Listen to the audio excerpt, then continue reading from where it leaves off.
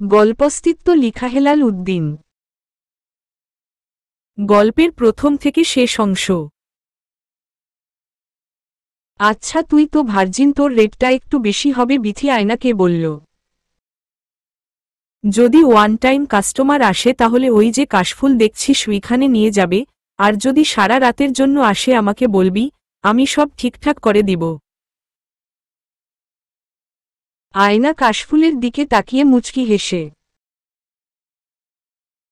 এই কাশফুল দেখতে ছবি তুলতে আসে তার প্রিয় মানুষটির হাত ধরে, কিন্তু আমি, কি কপাল আমার। একটি মেয়ের কয়টি বিএফ আছে সেটা আমরা খুব ভালো করে খোঁজ খবর রাখি, কিন্তু একটি মেয়ে তার পরিবারের জন্য নিজের শরীরকে বিলিয়ে দিতে চলেছে, নাম তার আয়না, ডাক নাম অভাগী। রাত 12টা বাজে। শরীরে রঙিন শাড়ি জড়িয়ে, কড়া পারফিউম লাগিয়ে, ঠোঁটে লাল লিপস্টিক মেখে চলল ঘুমন্ত রাস্তায় তার এক বান্ধবীর সাথে। সেও অভাবে পড়ে এই রাস্তায় নামতে বাধ্য হয়েছে। যেতে যেতে সেই পতিতালয়ের মোড়ে এসে হাজির হল। এমন সময় আয়নার বান্ধবী বলল, আয়না কোমর থেকে শাড়িটা সরিয়ে নাভি বের করো, না হলে কাস্টমারের নজরে আসে না, আকৃষ্টি হবে না তোর প্রতি। আয়নার বান্ধবীর নাম বিথি। বিথির কথা মতো নিজের নাভিটা বের করে আয়না। আয়নার মনটা কাঁদতে থাকে, কারণ একটা মেয়ে অহংকার হলো তার ইজ্জত, সেটি আজ কোন কুকুরের খোরাক হতে চলেছে। বিথি এটাও বলে দিল, প্রথম প্রথম অনেক লাগবে, কিন্তু মুখ বুঝে সহ্য করবি, তোর কোন কথা শুনবে না, কুকুরের মতো ছিঁড়ে ছিঁড়ে খাবে।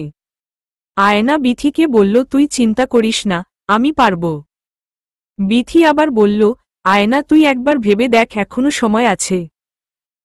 আয়না বলল, না রে, কাল বাড়িতে টাকা পাঠাতে হবে, আজ বাদ দিলে মা হয়তো বাঁচবে না। বিথি, কিন্তু এইভাবে তোর জীবনটা নষ্ট করে দিবি। আয়না, তাছাড়া আর কি করব, কোন উপায় নাই। বিথি আয়নাকে ডেকে বলল, এদিক আয়, শুন। আয়না, কি? তুই তো ভার্জিন, তোর রেটটা একটু বেশি হবে। এমন সময় এটা প্রাইভেট কার আসলো। ব্রেকটা করল বিথির সামনে। গাড়ির দরজা ঠেলে একজন ইয়াং ভদ্রলোক নামলেন, আর এদিক ওদিক খুঁজতে লাগলেন। এমন সময় বিথি বলল, আমাকে কি পছন্দ হয় না? ভদ্রলোক, আমার সুন্দরী লাগবে, আপনারা তো মেকআপ দেওয়া, আমার ন্যাচারাল বিউটি লাগবে। বিথি ভদ্রলোকের পেটে হাত দিয়ে, তুই মনে হয় নতুন, আমায় দেখ না, অনেক মজা দিব। ভদ্রলোক তখন বললেন, আপনাকে আমার লাগবে না, আমার নতুন মেয়ে লাগবে। বিথি, নতুন মাল লাগবে। তখন আয়নার কথা মনে পড়ল। বিথি আয়নাকে ডেকে আনলো আর বলল, এই যে নতুন মাল, একদম খাঁটি ভার্জিন, অভাবে পড়ে এসছে। আয়না নিচের দিকে মাথা দিয়ে আছে, কোন কথা বলছে না। বিথি তখন ভদ্রলোককে বলল, কত দিবি? ভদ্রলোক বলল, আপনি বলেন কত দিতে হবে। বিথি আয়নার কানে কানে ফিসফিস করে বলল, কত চাইব, মাল কিন্তু বড়লোক আছে। আয়না বলল, 10,000 বল। বিথি, যা, তোর কোন ধারণাই নাই। বিথি ভদ্রলোককে বলল, 40,000 দিতে হবে এক রাতের জন্য, খাঁটি ভার্জিন। ভদ্রলোক, আচ্ছা আমি তাই দিব, তাড়াতাড়ি গাড়িতে উঠেন। বিথি আয়নাকে গাড়িতে তুলে দিয়ে বলল, কোন সমস্যা হলে আমাকে ফোন দিস। আর ভদ্রলোককে বলে দিল বিথি, দেখ মেয়েটা নতুন, একটু আসতে বুঝছিস তো, আর বেশি যেন করিস না, মেয়েটা কিন্তু নতুন, পরে দেখবি কেলিয়ে পড়ে আছে আর তুই ধর্ষণের কেচ খেয়ে গেছিস। ভদ্রলোক বলল, আচ্ছা আপনি চিন্তা করবেন না। বিথি, তোদের ছেলেদের নিয়ে তো চিন্তা। জিনিস পেয়ে আর হুঁশ থাকে না, হায়নার মতো তোরা। কথা না শেষ হতেই গাড়ি স্টার্ট দিয়ে চলে গেল। গাড়ি ছুটে চলেছে গুলির বেগে। প্রথম সেক্স, আয়নার ভয় ভয় লাগছে। এই সব ভেবে আয়নার শরীর ঘেমে যাচ্ছে। লোকটি তখন এসি অন করে দিলেন। আয়নার অবস্থা দেখে দুজনের মাঝে কোন কথা নেই, দুজনেই চুপচাপ। প্রায় 20 মিনিট পর ভদ্রলোকটি গাড়ি থামালেন। আর আয়নার বুকটা ধুকপুক করতে লাগলো, না জানি কি হয়, না জানি ভিতরে কতজন আছে, কিন্তু গাড়ি থেকে বের হয়ে দেখল এটি একটি বিউটি পার্লার। আয়না কিছুই বুঝল না, তাহলে এখানেই আজ তার দেহ বিসর্জন দিতে হবে। বিউটি পার্লারের সামনে গাড়ি পার্ক করা হলো। রাত তখন 12টা বাজে, এত রাতে কোন পার্লার খোলা থাকে মনে তো হয় না।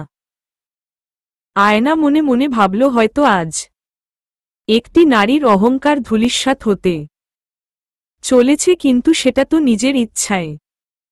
যাই হোক, ভদ্রলোকটি আমাকে ভিতরে নিয়ে গেলেন। সেখানে 2 জন ভদ্রমহিলা ছিলেন। তখন ভদ্রলোকটি বললেন তাড়াতাড়ি কাজ করেন। আয়না মনে মনে মেয়ে হয়ে আরেক মেয়েরে কি করবে। তখন আয়না বলে উঠল, উনারা কি করবে? ম্যাম, আমরা আপনাকে বউ সাজাবো। আয়না, বউ আমাকে বউ সাজাবেন মানে? এই সাহেব, এই সবের মানে কি? ভদ্রলোকটি তখন পার্লের মেকানিক কে একটু বাহিরে যেতে বললেন। তারা দুজন বাহিরে গেলেন। ভদ্রলোকটি বললেন, আমি নিলয় চৌধুরী, কিন্তু সবাই আমাকে নীল বলে ডাকে। নীল আয়নাকে বলল, আপনি যা ভাবছেন তা করব না। আয়না, তাহলে কি করবেন? নাকি আমাকে পাচার করে দিবেন? নীল, আরে না, তা করব কেন, আমাকে কথা শেষ করতে দেন। আয়না, আচ্ছা বলেন। নীল, আপনাকে অভিনয় করতে হবে। আয়না, কই, সিনেমায় নাকি নাটকে? এবার নীল বিরক্ত হয়ে, আরে ভাই, আগে আমার কথাটা শুনেন। আয়না, বলেন। নীল, অভিনয়টা করতে হবে আমার মায়ের সাথে, আমার বউয়ের ভূমিকায়। আয়না, এখন আপনাকে বিয়ে করতে হবে, আমি এই সবের মধ্যে নাই। নীল, না না, শুধু মায়ের সামনে অভিনয় করবেন। আসলে আমার মায়ের বড় ধরনের একটা রোগ হয়েছে, যে রোগের কোন প্রতিকার নাই, বিদেশ পর্যন্ত নিয়ে গেছি, কাজ হয় নাই। ডাক্তার বলে দিচ্ছে বেশি দিন বাঁচবে না। কিন্তু মায়ের ইচ্ছে হলো তার ছেলের বউ দেখতে চায়, তাই আপনাকে। আয়না, তাহলে আপনি বিয়ে করলেই তো হয়। নীল, আসলে আমার জিএফ আছে। আয়না, তাহলে তাকে নিয়ে যাচ্ছেন না কেন? তাকে বিয়ে করেন, তাহলে তো হয়ে গেল। নীল, আসলে আমার জিএফ এই যুগের মডার্ন মেয়ে তো, ও এই সব শাড়ি চুড়ি আর সব সময় বাসায় থাকতে পারবে না, বুঝেননি তো, মায়ের সেবা যত্ন করতে হবে। ও এই সব করতে পারবে না, ও না করছে এই সব আজাইরা ঢং করতে পারবে না। আয়না মনে মনে, আমি মনে হয় প্রাচীন যুগের মাইয়া।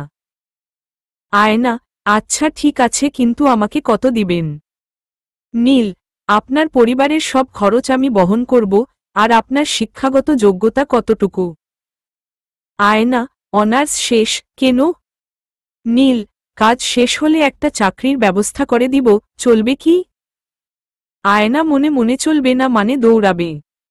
নীল, তাহলে আমি যা বলবো তাই শুনতে হবে, এরকম একটা চুক্তিনামা করে ফেলি।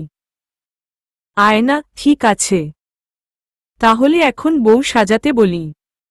আয়না, আমি নিজে সাজি, এরা মুখে বস্তা বস্তা ময়দা দিবে। ম্যাম, এগুলো সব বাহিরের, খুব ভালো। আয়না, ওই তো বস্তার ময়দা আর প্যাকেটের ময়দা, কিন্তু সব তো ময়দাই। আমাকে সাজতেন দেন। কিন্তু স্যার কি আমাদের পেমেন্ট দিবেন? আয়না, স্যার দিবেন। আয়নার ছোটবেলা থেকে বউ সাজার খুব ইচ্ছে, আজ সেটা পূরণ হল, কিন্তু মিথ্যা বিয়ের নাটক। আয়নার সাজুগুজু শেষ হতে হতে রাত 1টা বেজে গেল। নীল আবার গাড়ি করে রওনা হলো বাসার উদ্দেশ্য। আয়না বউ সেজে আমার পাশে বসে আছে, আর আমি নীল ড্রাইভিং সিটে বসে। আমি জিজ্ঞেস করলাম, আচ্ছা তোমার নাম জানি কি? আমার নাম আয়না। আমি, ও তা আয়না, তা আপনি ভুল পথে যাচ্ছিলেন কেন? আয়না, সোনার চামচ মুখে নিয়ে বড় হয়েছেন তো, তাই অভাব কাকে বলে জানেন না। আমি, তাই বলে নিজের। আয়না, তাছাড়া কোন উপায় নাই, কাল আমার টাকা লাগবে, বাড়িতে পাঠাতে হবে। আমি, পেয়ে যাবেন, একটা কথা বলি। আয়না, বলেন। আমি, বউ সাজে আপনাকে সুন্দর লাগছে। আয়না মুচকি হেসে, তাই? আমি, আর শুনো, আমাকে কিন্তু তুমি করে বলতে হবে বাসায়। কথা বলতে বলতে বাসায় চলে আসলাম। কলিং বেল টিপতেই খালা দরজা খুলে দিল। খালা আমাদের কাজের বুয়া, কিন্তু খালা বলে ডাকি। খালা, ছোট সাহেব, এটা আমাদের বৌমা। আমি, হে খালা, মা কোথায়? খালা, আফা তো ঘুমাচ্ছে। আমি, তাহলে ডাকার দরকার নাই। খালা, কিন্তু আফার দেখলে তো মেলা খুশি হইত। আমি, আচ্ছা ডাকো ডাকো। রহিমা খালা মাকে ডাকতে চলে গেল। আমি আয়নাকে বললাম, আসলেই পায়ে হাত দিয়ে সালাম করবা, আর যা বলছি রাস্তায় মনে আছে তো? আয়না, আপনি কোন চিন্তা করবেন না। একটু পর দেখি মা দৌড়ে আসছে। কই দেখি দেখি আমার বৌমাকে। মা আসতেই আয়না পায়ে হাত দিয়ে সালাম করতে যাবে, কিন্তু মা বলল, আগে মুখ খানা দেখি আমার বৌমার। আয়না লম্বা ঘোমটা দিয়ে আছে। মা হাত দিয়ে ঘোমটা সরিয়ে মুখের দিকে তাকিয়ে চমকে যায়। ভালো লাগলে জানাতে ভুলবেন না, আর আপনাদের সাড়া পেলে দ্বিতীয় পর্ব লিখব। মা আসতেই আয়না পায়ে হাত দিয়ে সালাম করতে যাবে, কিন্তু মা বলল, আগে মুখ খানা দেখি আমার বৌমার। আয়না লম্বা ঘোমটা দিয়ে আছে। মা হাত দিয়ে ঘোমটা সরিয়ে মুখের দিকে তাকিয়ে চমকে যায়। মা তখন অবাক হয়ে আয়নাকে জিজ্ঞেস করল, তুমি ওই মেয়ে না? তোমার নাম জানি কি কি হে? তোমার নাম আয়না? আয়না, হুম আন্টি, আমি ওই মেয়ে। এবার নীল চিন্তায় পড়ে গেল, ধরা না খেয়ে যাই, এরা তো পূর্ব পরিচিত। আমি, মা তুমি কি করে চিনো ওকে? মা, তোকে বলছিলাম হসপিটালে ওই আমাকে রক্ত দিয়েছিল। আয়না, আন্টি থাক ওই সব কথা, আমাকে আর ছোট করবেন না। মা, এই আন্টি বলছো কাকে? মা বল আমাকে মা। আয়না, ঠিক আছে মা। মা, তুই আমার আরেকটা মেয়ে আয়না। আমি, মা নীলা কই? মা, ও তো ঘুমাচ্ছে। মা আয়নাকে ভিতরে নিয়ে গেল। মায়ের খুব পছন্দ হয়েছে আর অনেক খুশি হয়েছে। এমন সময় আমি আমার গার্লফ্রেন্ড রিমিকে ফোন দিলাম। 2বার ফোন দেওয়ার পর ফোনটা রিসিভ করল। ও আমারই তো ভুল হয়েছে, রাত তো অনেক, এখনো কেউ জেগে থাকবে নাকি? কিন্তু রুমে যেতেই রিমির ফোন। আমি, হ্যালো, হে বলো। রিমি, এত রাতে ফোন দিস কেন? কোন প্রবলেম? আমি, না, ও বিয়ে করে মাত্র বউ নিতে আসলাম। রিমি, মাঝরাতে মাথা গরম করবা না। আমি, বলছি তোমার কথা মতো প্ল্যান সাকসেস, এটা বলার জন্য ফোন দিছি। রিমি, ও তাই বলো, তা মেয়েটা কে? আমি আসলে কি বলবো আমি বুঝতে পারছি না, কি করে বলি, আসলে ও একটা পতিতা। রিমি ছোট একটা জারি দিল, কি ব্যাপার, কথা বলো না কেন? আমি, আসলে ও। রিমি, ওকে? আমি, ও পতিতা। শুনো, আমি এমন কোন মেয়ে পেলাম না যে আমাকে হেল্প করবে। রিমি, নীল তুমি এত নিজ, শেষমেশ একটা পতিতা ঘরে তুললা। আমি, তাছাড়া কোন উপায় ছিল না। কোথাও কাউকে পেলাম না যে আমাকে হেল্প করবে, তাই সোহান বলল। সোহান আমার বন্ধু। রিমি, তাই বলে তুমি এত বড় একটা, রেগে ইচ্ছে করছে মেরে ফেলি। আমি, আচ্ছা এখন রাখি, মা ডাকছে। রিমি, ওই মেয়ের থেকে দূরে থাকবা, কি বললাম বুঝতে পারছো? আমি, আচ্ছা ঠিক আছে, আমি দূরেই থাকব। এমন সময় দরজায় ঠকঠক আওয়াজ। আমি বুঝলাম আয়না আসছে, তাই বললাম ভিতরে আসো। আয়না এসে বলল, আমি কোথায় ঘুমাবো? আমি, তুমি বিছানায় ঘুমাও, আমি নিচে ঘুমাচ্ছি। আয়না, আরে না, আমার নিচে ঘুমানোর অভ্যাস আছে, আমি ঘুমাচ্ছি বলে একটা বালিশ আর চাদর নিয়ে শুয়ে পড়ল আয়না। সকালে পূর্ব আকাশের রোদের জলকানিতে ঘুমটা ভেঙে গেল। ঘুম ঘুম চোখে তাকিয়ে দেখি জানালার পর্দাটা টানা, গ্রিলের ফাঁক রোদ আসছে। কিন্তু শেষে ঘুমটা ভেঙেই গেল। চোখ কচলাতে কচলাতে উঠে বসলাম। এমন সময় আয়না ওয়াশরুম থেকে গোসল শেষ করে চুলগুলো মুছতে মুছতে বের হচ্ছে। আমি তো দেখে অবাক, সকাল সকাল গোসল কেন? আমি তো কিছু করি নাই। কি হলো কিছুই বুঝতে পারছি না। নাকি রাতে ভুলে কিছু করলামই নাকি? না, আমি তেমন ছেলে না। আমি হা করে আয়নার দিকে তাকিয়ে আছি। আয়না, কি ব্যাপার এমন হা করে তাকিয়ে আছেন কেন? যান গোসল করে আসেন। আমি গোসল করব কেন? আমি তো কিছু করি নাই। আয়না মুচকি হেসে বোকা, কিচ্ছু বুঝে না, যান গোসল করে আসেন। আমি তো পুরাই মদন হয়ে গেলাম, শালা কিছু করলামই না তো গোসল করব কেন? আয়না, কি ভাবেন এত? আপনি বুঝেন না কেন? যান তো আগে গোসল করে আসেন, তারপর বলছি। আমি শালা ছাগলের 3 নাম্বার বাচ্চার মতো লাফাতে লাফাতে গোসল করে আসলাম। এসে আয়নাকে জিজ্ঞেস করলাম, আচ্ছা আমি গোসল করলাম কেন? তখন আয়না বলল, নতুন বিয়ে হলে গোসল করতে হয়। আর যদি আমরা দুজন গোসল না করি মা সন্দেহ করবে। এখন বুঝছেন তো? ও আগে বলবা তো। আয়না, বুঝছি আপনার ঘুম হয়নি, আমি পর্দা টেনে দিচ্ছি, আপনি ঘুমিয়ে নেন। ঠিক বলছো, আমি ঘুমাই তাহলে। আয়না নাস্তা রেডি করে মাকে ডাকে, মা তো অবাক। তারপর আমার ছোট বোন নীলার রুমে যায় ডাকতে। নীলার রুমটা অন্ধকার ছিল, মানে লাইট অন ছিল, নীলা ঘুমাচ্ছিল। এই সময় আয়না নীলার রুমে যায়। হঠাৎ নীলার ঘুমটা ভেঙে যায়। নীলা চোখ খোলেই অন্ধকারে কাউকে দেখতে পায়, কিছু একটা খুঁজছে। মানে আয়না লাইট জ্বালানোর চেষ্টা করছিল, এমন সময় নীলা আস্তে আস্তে উঠে ফুলদানি দিয়ে আয়নার মাথায় মারে একবারই। আয়না ওমা বলে জায়গায় অজ্ঞান হয়ে পড়ে যায়।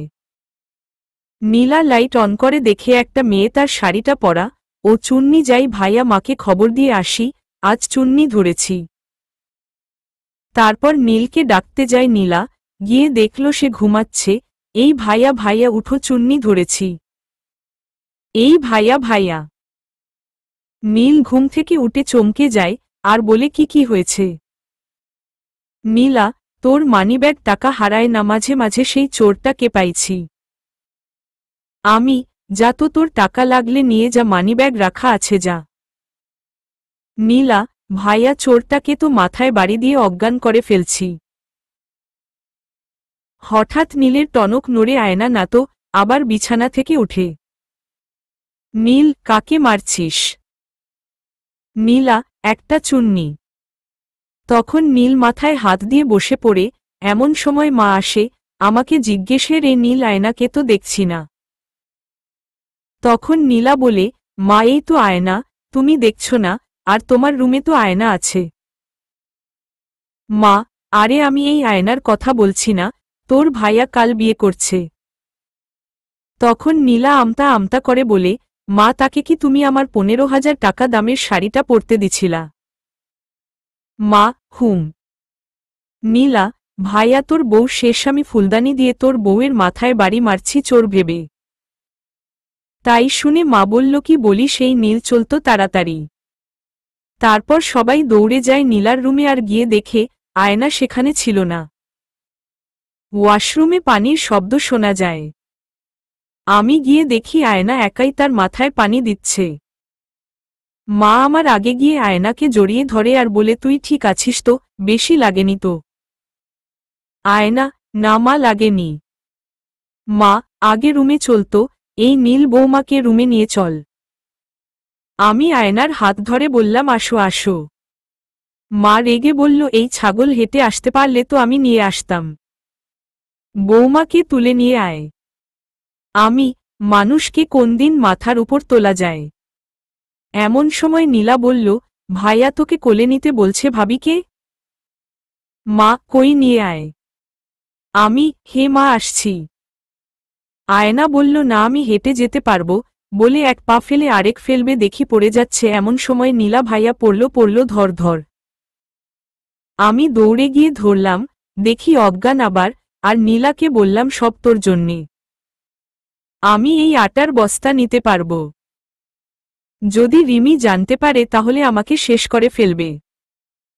নীলা, আচ্ছা ভাইয়া, একটা কথা বুঝলাম না, তুই রিলেশন করলি রিমি আপুর সাথে আর বিয়ে করলি এই মেয়েকে, সত্যি করে বল কে এই মেয়ে? আবার রিমি আপু কেউ ভয় পাচ্ছ? আমি নীলাকে ধমক দিয়ে বললাম, তোর এত কিছু জানতে হবে না। নীলা, ভাইয়া রেগে যাচ্ছিস কেন? আমি তুলতে হেল্প করব। আমি, না লাগবে না। নীলা, তাহলে এক কাজ করি, একটা ক্রেন নিয়ে আসতে বলি রিমি আপুকে। আমি, দেখ এখন কিন্তু আমার মাথা গরম হচ্ছে। নীলা, বুঝছি, আমি যাচ্ছি। নীল আয়নাকে কোলে করে কোন রকমে হাঁফাতে হাঁফাতে রুমে নিয়ে বিছানায় ধপাস করে ফেলে দিল, আর আয়না ওমা গো বলে উঠে। আয়না মাথায় হাত দিয়ে, আপনারা ভাই বোন কি আমাকে মারতে চান কি? এইভাবে কি কেউ মানুষ ফেলে? নীল বিড়বিড় করে, মানুষ ফেলব কেন, ময়দার বস্তা ফেললাম। আয়না, কিছু বললেন আমাকে? আমি, কই না তো। আয়না, ওহ, আমি আমি অফিসে যাব, আপনার কিছু লাগবে কি? আয়না, আমার কিছুই আনা হয়নি। আমি, আপনার কি কি লাগবে আমি তো জানি না। আয়না, এই তো কিছু জামা কাপড়। আমি আয়নাকে 2 দিন পর শপিং নিয়ে গেলাম, আমি মোটেও নিয়ে আসার ইচ্ছে ছিল না, মায়ের ইচ্ছেতে নিয়ে আসতে হলো। এমন সময় আমার বন্ধু সোহানের সাথে দেখা। আমি, আরে সোহান তুই এখানে? সোহান, এই তো একটু কাজ ছিল। আয়না আমার পিছনে দাঁড়িয়ে ছিল। সোহান একটু উকি মেরে আমার পিছনে দেখল একটা সুন্দরী মেয়ে দাঁড়িয়ে আছে। কিরে মামা, পরিটাকে তোর সাথে আসছে? আমি, আরে ওই তো বউয়ের অভিনয় করছে। সোহান, মামা পতিতা হলেও মালটা কিন্তু মাথা নষ্ট করার মতো। কথাটা সোহান আয়নাকে শুনিয়েই বলল, কিন্তু আমি যা দেখলাম আয়না না শোনার ভান করে রইল। আমি সোহানকে বললাম, আস্তে কি বলি সেই সব, মেয়েটা অভাবে পড়ে ওই রাস্তায় নেমেছিল, কিন্তু মেয়েটা পতিতা না, 100% ভার্জিন, সেটা তোকে বলি নাই। সোহান, মামা এটা সবাই বলে, কিন্তু আগে কারো সাথে ঠিকই দিছে। আমি, চুপ সোহান, আমি মেডিকেল টেস্ট করে আনছি ওকে। আমি এতটা খারাপ না যে আমার বাড়িতে পতিতা তুলব আর আমার মাকে উঠে দিব। সোহান, মামা তুমি যাই বলো। আমি যাই এখন। সোহান, তুই একদিন বাসায় আসিস। আমি আয়নার দিকে তাকাতেই দেখি আয়না চোখ মুছছে। আমি বুঝতে পারলাম আয়না খুব কষ্ট পাইছে কথাটা শুনে। তাই আমি আয়নাকে সরি বলি, আর আসলে আমি জানতাম না সোহান এমন একটা কথা বলে বসবে। আয়না, উনি তো ঠিকই বলছে, আমি একটা পতিতা, আপনি না নিয়ে আসলে তো এখন তাই থাকতাম। নীল তখন খুব রেগে বলে, পতিতা কথা যেন তোমার মুখ থেকে দ্বিতীয়বার না শুনি। আয়না, আচ্ছা ঠিক আছে, এখন বাসায় চলেন। নীল, রিমি আসবে, দেখা করতে হবে। বলতে বলতে রিমি এসে হাজির। এসেই নীলকে জড়িয়ে ধরল, আর আয়না তার নিচের দিকে তাকিয়ে আর চোখে দেখল আর বলল, আমি তাহলে গাড়িতে গিয়ে বসি। রিমি, কে উনি? নীল, ওই বউ হয়ে অভিনয় করছে। রিমি, ও পতিতা, এটা কে নিয়ে বের হয়েছ কেন? নীল, এইভাবে বলছো কেন? রিমি, তুমি চুপ থাকো, আর এই যে তুই গাড়িতে গিয়ে বসো, আবার কারো সাথে শুরু করে দিস না। নীল, এটা কিন্তু একটু বেশি হয়ে যাচ্ছে রিমি। আয়না তুমি গাড়িতে গিয়ে বসো। আয়না চলে গেল। রিমি, নীল, এই পতিতার প্রতি তোমার এত টান কিসের? নীল, টান কই, ও তো মানুষ, এইভাবে কেউ কথা বলে? রিমি, এখন তুমি শিখাবা কিভাবে কথা বলতে হয়, আর এটা কে নিয়ে বের হয়েছ কেন? নীল, মায়ের জন্য, মা বলল তাই। রিমি, মা যা বলবে তাই শুনতে হবে। আমি, এটা কেমন কথা বললা, মায়ের কথা শুনব না? তোমাকে না বলছিলাম চল বিয়ে করি, তুমি তো রাজি হলে না। রিমি, কে জানতো একটা পতিতা নিয়ে আসবে? আমি, ও পতিতা না, ও অভাবে পড়ে এই পথে আসছে, কিন্তু তার আগে আমি নিয়ে আসছি, ও ভার্জিন আছে। রিমি, তুমি জানলা কি করে ও ভার্জিন? তুমি কি তাহলে? আমি, রিমি না, তুমি যা ভাবছো তা না, আমি আনার আগে মেডিকেল টেস্ট করে আনছি। কিন্তু কি শুনে কার কথা রিমি রেগে চলে গেল। 7 দিন পর আমি মাকে নিয়ে ডাক্তারের কাছে আসছি, এমন সময় সোহানের ফোন। সোহান, নীল কই তুই? আমি তো একটু মাকে নিয়ে ডাক্তারের কাছে আসছি। কিন্তু কেন? সোহান, আমি তোর বাসার সামনে। তুই বাসায় যা, আমার আসতে একটু লেট হবে। সোহান, আচ্ছা তাহলে আমি বাসায় যাই। নীল ফোনটা কেটে দেয়। মা জিজ্ঞেস, কে ফোন দিয়েছিল? আমি বললাম সোহান ফোন দিয়েছিল, ও বাসায় আসছে। মা, ওকে বসতে বল, আয়না তো বাসায় আছে। আয়নার কথা শুনে নীলের টনক নড়ে উঠে, আর সোহানকে ফোন দেয় কিন্তু ফোন অফ। সোহান বাসায় যায়, গিয়ে দেখে আয়না টিভি দেখছে সোফায় বসে। সোহান, এই যে নীলা বাড়িতে আছে। আয়না সোহানকে দেখে চমকে যায়। আয়না, আপনি? হ্যাঁ আমি, বলে আয়নার সাথে গা ঘেঁষে বসে। তখন আয়না উঠে পড়ে, আর সোহান খফ করে হাতটা ধরে ফেলে। সোহান, এই যে নীলা বাড়িতে আছে। আয়না সোহানকে দেখে চমকে যায়। আয়না, আপনি? হ্যাঁ আমি, বলে আয়নার সাথে গা ঘেঁষে বসে। তখন আয়না উঠে পড়ে, আর সোহান খফ করে হাতটা ধরে ফেলে। আয়না, আমার হাত ছাড়েন। আমার হাত ধরলেন কেন? ছাড়েন বলছি। সোহান, কেন ধরেছি বুঝতে পারো নাই? দেখো বাড়িতে কেউ নাই, আর আমি তো টাকা দিব তোমাকে। আয়না, বাড়ি খালি আপনি জানলেন কি করে? আর টাকার লোভ আমাকে দেখানবেন না, আর আপনার বন্ধু আমাকে টাকা দেয়। সোহান তখন বলে, একটা বেশ্যাকে টাকার লোভ দেখাবো না? হাহাহাহা, তোর মতো বেশ্যা এই টাকাওয়ালার কাছে শুয়ে বেড়ায়। আয়না কাঁদতে কাঁদতে বলল, আপনি কিন্তু আমার সাথে বাজে ব্যবহার করছেন, আপনি চলে যান বলছি। সোহান, আমার বন্ধুর বাড়ি থেকে তুই বের করবি একটা বেশ্যা মাগি? তুই নীলের সাথে শুতে পারলে আমার সাথে পারবি না কেন? আমিও তো টাকা দিব তোকে। আয়না, আমাকে যা ইচ্ছে তাই বলেন, কিন্তু নীল ভাইকে নিয়ে কিছু বলবেন না।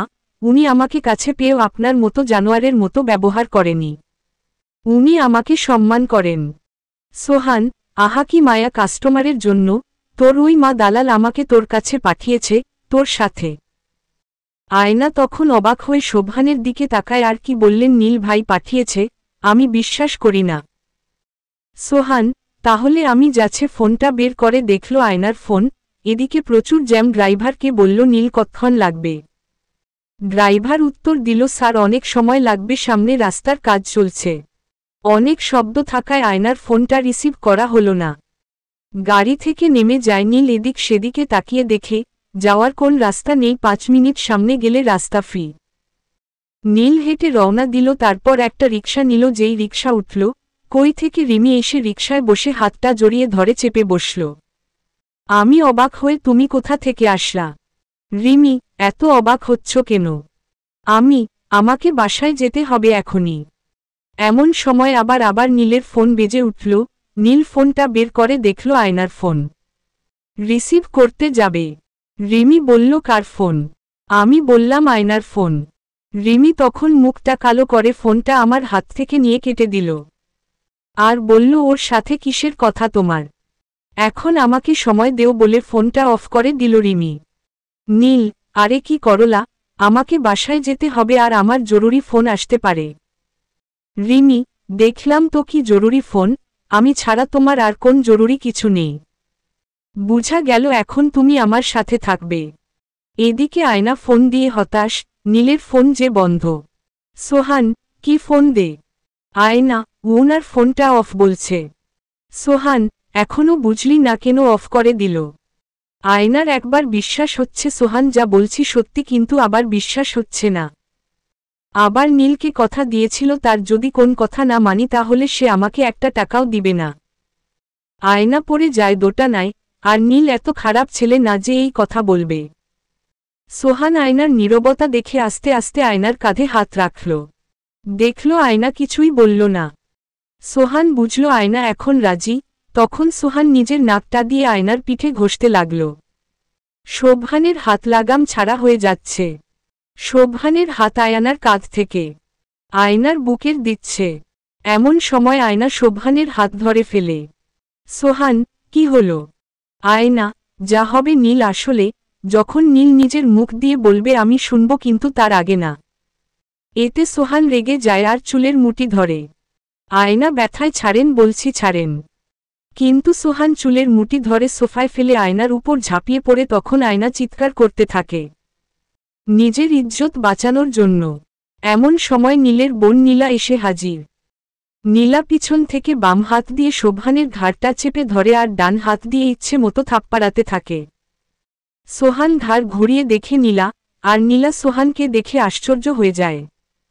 সোহান তখন আয়নাকে ছেড়ে দেয়। নীলা, সোহান ভাইয়া তুমি, এই সব আমার ভাবতেও ঘেন্না লাগছে, তোমাকে আমি নিজের ভাইয়ের মতো দেখি আর তুমি আমাদের বাড়ির দিকে। সোহান, প্লিজ এই কথা কাউকে বলো না, আর এমন হবে না। নীলা, না, আমি এখনই ভাইয়াকে ফোন দিচ্ছি। সোহান, প্লিজ নীলা, এমন করো না, আমার মাথা ঠিক ছিল না। আমার ভুল হয়ে গেছে। নীলা, দেখো, আমি চুপ করে থাকব না, তুমি একটা মেয়ের সর্বনাশ করবে আর আমি আরেকটা মেয়ে হয়ে চুপ থাকব কোন দিন না। সোহান, কার সর্বনাশ হবে? ওর সর্বনাশ ওটা ওর অনেক আগেই হয়ে গেছে, ওকে জানো তুমি? নীলা কৌতূহল হয়ে মানে? সোহান, ও তো পতিতা, তুমি সেটা জানো না।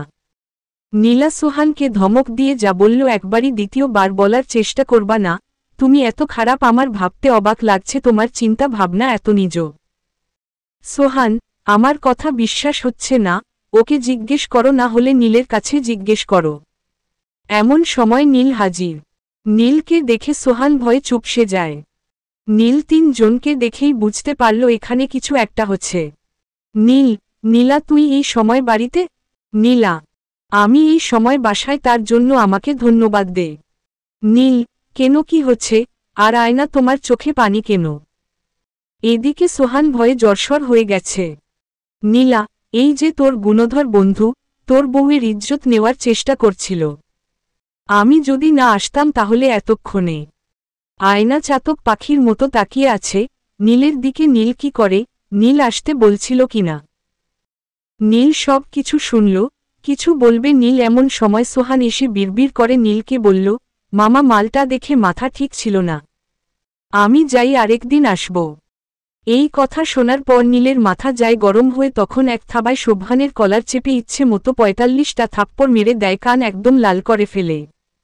তা দেখে আয়নার মনটা খুশিতে নেচে উঠে, তার মানে আয়নার জন্য কিছুটা হলেও মায়া আছে। নীল সোহানকে ঘাড় ধাক্কা দিয়ে বের করে দেয়, কিন্তু সোহান যাওয়ার আগে নীলকে বলে গেল, কাজটা ঠিক করলি না, এর জন্য তোকে পশ্চাতে হবে। সোহান চলে গেল, কিন্তু এখন নীলা বলে বসল, ভাইয়া তোর বউ নাকি পতিতা?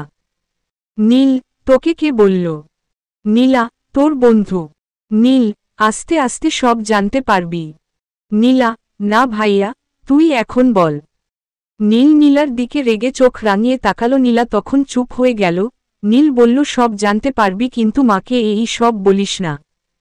আর মাকে হসপিটালে রেখে আসছি, তুই যে একটু নিয়ে আয়। নীলা, আচ্ছা যাচ্ছি। নীলা চলে গেল।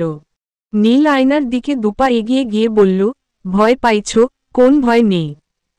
কিন্তু আয়না নীলের বুকে ঝাঁপিয়ে পড়ে নীলকে জড়িয়ে ধরে কান্না শুরু করে দিল। নীল, আরে কান্নার কি আছে, সব ঠিক হয়ে যাবে। কিন্তু আয়নার কান্না থামছেই না। আয়না বুকে মুখ লুকিয়ে বলল, আমার মানসম্মান ইজ্জত সব আপনার হাতে। নীল, আরে এই সব বলছো কেন? যাও ফ্রেশ হও, ভালো লাগবে। নীল নিজের বুক উপর থেকে আয়নার মাথা তুলে নিজ হাতে চোখের পানি মুছে দিল আর বলল, যাও ফ্রেশ হও, ভালো লাগবে। আয়না নীলের কথা মতো ফ্রেশ হতে চলে গেল ওয়াশরুমে। কিন্তু আয়না ওয়াশরুমে গিয়ে ভাবল, গোসল করলে ভালো হয়, কেন না শরীরে জানোয়ারের হাত পড়ছে। তাই ভাবে গোসল করে আয়না, কিন্তু কি পরবে? রুম থেকে তো কাপড় আনা হয়নি, এখন কি হবে? আয়না ভাবল, নীল নিচে ড্রয়িং রুমে, আমি রুম থেকে কাপড় নিয়ে আসতে পারব। তাই ভেবে আস্তে আস্তে রুমে আসলো। আয়নার পরনে শুধু ব্লাউজ আর পেটিকোট। আয়নার সামনে না তাকিয়ে পিছনে বারবার তাকিয়ে রুমে প্রবেশ করে, কিন্তু জানত না যে নীল রুমে আছে। শাড়িটি নিয়ে যখন বের হতে যাবে, বিছানার দিকে নজর যায় আয়নার। দেখে নীল শুয়ে আছে আর আয়নার দিকে তাকিয়ে আছে আর বিড়বিড় করে বলছে, আমার রিমি আছে, আমার রিমি আছে। নীল এই প্রথম কোন মেয়ের শরীর দেখছে। আর ভয়ে আয়নার হাত থেকে কাপড় পড়ে গেল। এবার আয়নার চোখ পড়ল নীলের চোখে। দুজন দুজনের দিকে তাকিয়ে আছে প্রায় 5 মিনিট। হঠাৎ ফোনটা বেজে উঠল আর দুজের ভ্রম কাটতেই নীল একদম আয়নার কাছে। কখন চলে গেছে নিজেই জানে না। আয়না লজ্জা পেয়ে চলে যাবে তখন নীল হাত ধরে আর নীল এই প্রথম কোন মেয়ের শরীর দেখছে। আর ভয় আয়নার হাত থেকে কাপড় পড়ে গেল। এবার আয়নার চোখ পড়ল নীলের চোখে, দুজন দুজনের দিকে তাকিয়ে আছে প্রায় 5 মিনিট। হঠাৎ ফোনটা বেজে উঠল আর দুজের ভ্রম কাটতেই নীল একদম আয়নার কাছে। কখন চলে গেছে নিজেই জানে না। আয়না লজ্জা পেয়ে চলে যাবে তখন নীল হাত ধরে আর আয়না অজানা অনুভূতিতে আটকে উঠে হাতের কবজিতে টান অনুভব করে, কিন্তু নীল আয়নাকে কাছে এনে মেঝে থেকে শাড়িটা তুলে হাতে দিল, ভদ্র ছেলের মতো নিচের দিকে তাকিয়ে। নীলের মনে মনে একটাই মন্ত্র, আমার রিমি আছে, আমার রিমি জানলে আমাকে আর বাঁচাবে না, একদম মেরাই ফেলবে। নীল আয়নার হাতে শাড়িখানা দিয়ে নিচের দিকে তাকিয়ে হাত দিয়ে ইশারা করল। আয়না গুটি গুটি পায়ে ওয়াশরুমের দিকে যাচ্ছে। হঠাৎ পিছন ফিরে তাকিয়ে দেখে নীল তাকিয়ে আছে। আয়নার পিছন তাকানো দেখে নীল এহেম এহেম আমার রিমি আছে, আমার রিমি আছে বলছে আর এদিক সেদিকে তাকাচ্ছে। আয়না চলে গেল। নীল নিজে নিজেই বলছে কি হলো কিছু বুঝলাম না, নেশা লেগে গিয়েছিল। আমার তো রিমি আছে বলে ফোনটা হাতে নিল আর রিমিকে ফোন দিল। নীল, হ্যালো সোনা পাখি, কি করছো?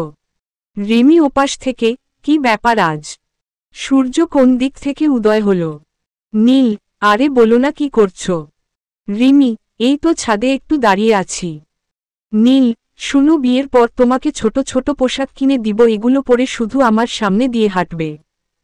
রিমি, কি হয়েছে তোমার বলো দেখি। ছোট ছোট পোশাক বলতে কি বুঝাচ্ছ? নীল, আমার আবার কি হবে? ছোট পোশাক বুঝো না, হিন্দি ছবিতে যে নায়িকারা পরে। রিমি, নীল সত্যি করে বলবা তোমার কি হচ্ছে? কিছু খাইছো নাকি কিছু আজে বাজে কোন ভিডিও দেখছো? নীল, তুমি আমাকে এই চিনলা? আমাকে কোন দিন আলতো ফালতু জিনিস খাইতে বা দেখতে দেখছো? রেগে কিছুটা। রিমি, এই জন্যই তো তোমাকে এত ভালোবাসি বাবু সোনা, কিন্তু আমার ভদ্র হবু জামাইটা আজ এত লুচু হলো কেন তাই জিজ্ঞেস করছি। নীল, তুমি আমাকে কি বললা? তোমার সাথে আমার আর কোন কথা নাই, bye. Rimi, hello hello, please phone কেটো না। সরি সরি বাবু সোনা, প্লিজ সরি, আর বলবো না, ভুল হয়ে গেছে, এই কান ধরছি। নীল, আচ্ছা এবারের মতো ছেড়ে দিলাম। আচ্ছা আমার বিয়ে করা বউকে ছোট পোশাক পরব নাকি পোশাক ছাড়া রাখবো সেটা আমার ব্যাপার। রিমি, তাই তো, তাতে কার কি? এই তুমি কি বললা? নীল, কই কিছু বলি নাই তো। রিমি, ফাজিল ছেলে একটা, আগে তো বিয়ে করো, তার আগে কত কি ভাবছেন উনি। নীল, ভাবতে তো কোন বাধা নেই। রিমি, আচ্ছা তুমি খাইছো দুপুরে? নীল, না তো, তুমি খাইছো? রিমি, তুমি এখনো খাওনি, যাও খেয়ে নাও, কয়টা বাজে দেখছো? নীল, আচ্ছা রাখি তাহলে, বাই। রিমি, আচ্ছা বাই, পাগল একটা। নীল মায়ের রুমে গেল, দেখল আসে নাই, এখনো আসে নাই, তাই নিচে নামল। এমন সময় মা আর নীলা চলে আসলো। মা আমাকে দেখে বলল, তুই এখনো খাসনি? আবার আয়নাকে বলল, বৌমা নীলকে এখনো খেতে দাওনি। আয়না, এখনই দিচ্ছি, উনি ফোনে কথা বলছিল, তাই লেট হয়ে গেছে। নীল মনে মনে, এত দেখছি সব শুনছে মনে হয়। নীল, মা তুমিও আসো একসাথে খাই। মা, না বাবা, আমি গোসল করে নামাজ পড়ে খাবো, তুই খা বাবা, দেরি হয়ে গেছে এমনিতেই। আবার নীলাকে বলল, তুই আয় খেয়ে নি। নীলা, আমি গোসল করব তারপর। নীল, টোকাইরা আবার গোসল করে নাকি? নীলা রেগে ভাইয়া। নীল, রেগে যাচ্ছিস কেন? তোকে তো বাবা কুড়িয়ে পাইছে, রাস্তার পাশে পড়েছিলি, তাই না মা? মা, এখন ঝগড়া করার সময় না, চুপচাপ খা, এই দুজনকে নিয়ে আর পারি না। মা উপরে যাচ্ছে, নীলা পিছন পিছন মাকে ডেকে ফিসফিস করে বলল, নীলা মা আমাকে কি সত্যি কুড়িয়ে পাইছ? মা, রেগে এখন আমার হাতে মাইর খাইতে চাস? নীলা, তোমাদের ব্যবহার দেখে মনে হয় আমি, থাক বললাম না। আয়না, দিলেন তো নীলা আপুকে রাগিয়ে, কি শান্তি পেলেন। নীল, এটাই হলো ভাই বোনের ভালোবাসা, আরও কত কি দেখতে পাবে। নীলা, আচ্ছা আমার সাথে বসে খাও না, বলে আয়নার দিকে তাকিয়ে আছে, এতক্ষণ খেয়ালি করি নাই, মনে মনে। আয়নাকে অন্য রকম লাগছে, মাথায় ভেজা চুলগুলো গামছা দিয়ে বাঁধা, শাড়ি পরছে কুচি ছাড়া। সাধারণত গ্রামের নতুন বউরা দুপুরে গোসল করে, কোন কাজের চাপ থাকলে কুচি ছাড়া শাড়ি পরে আর ভেজা চুল এইভাবে গামছা দিয়ে বাঁধে। কারণ চুল শুকাতে অনেক সময় লাগবে, কুচি দিয়ে শাড়ি পরতেও বেশ সময় লাগবে। তাই আয়নাও পড়েছে, তার কারণ আমার দুপুরের খাওয়ার সময় পার হয়ে যাচ্ছিল। নীল আয়নাকে তার সাথে বসে খেতে বলল, কিন্তু আয়না বলল মায়ের সাথে বসে খাবে। নীল, তোমার কোন কাজ থাকলে করতে পারো। আয়না বুঝতে পারল নীল লজ্জাবোধ করছে আয়নার সামনে বসে খেতে। এরকম অনেক মানুষ আছে যারা মেয়েদের সামনে বসে খেতে লজ্জাবোধ করে, যেমন আমি লেখক নিজেই। যাই হোক, আয়না চলে গেল রুমে। তার আগে আয়না বলে গেল, আপনার কিছু লাগলে আমাকে ডাকবেন। নীল মাথা নেড়ে হ্যাঁ বলল। নীল খাওয়া শেষ করল, তারপর রুমের দিকে চলল। খেয়ে না শুলে নীলের ভালো লাগে না, এটা একটা বাজে অভ্যাস নীলের। দরজার কাছেই যেতেই আয়নার চুলের ঘ্রাণ ভেসে আসছে নীলের নাকে। কেউ একজন বলেছিল মেয়েদের চুলের ঘ্রাণ পৃথিবীর যে কোন দামি পারফিউমকে হার মানায়। তার প্রমাণ আজ নীল পেল। আরেক পা ভিতরে দিতেই সেই আগের কাহিনী।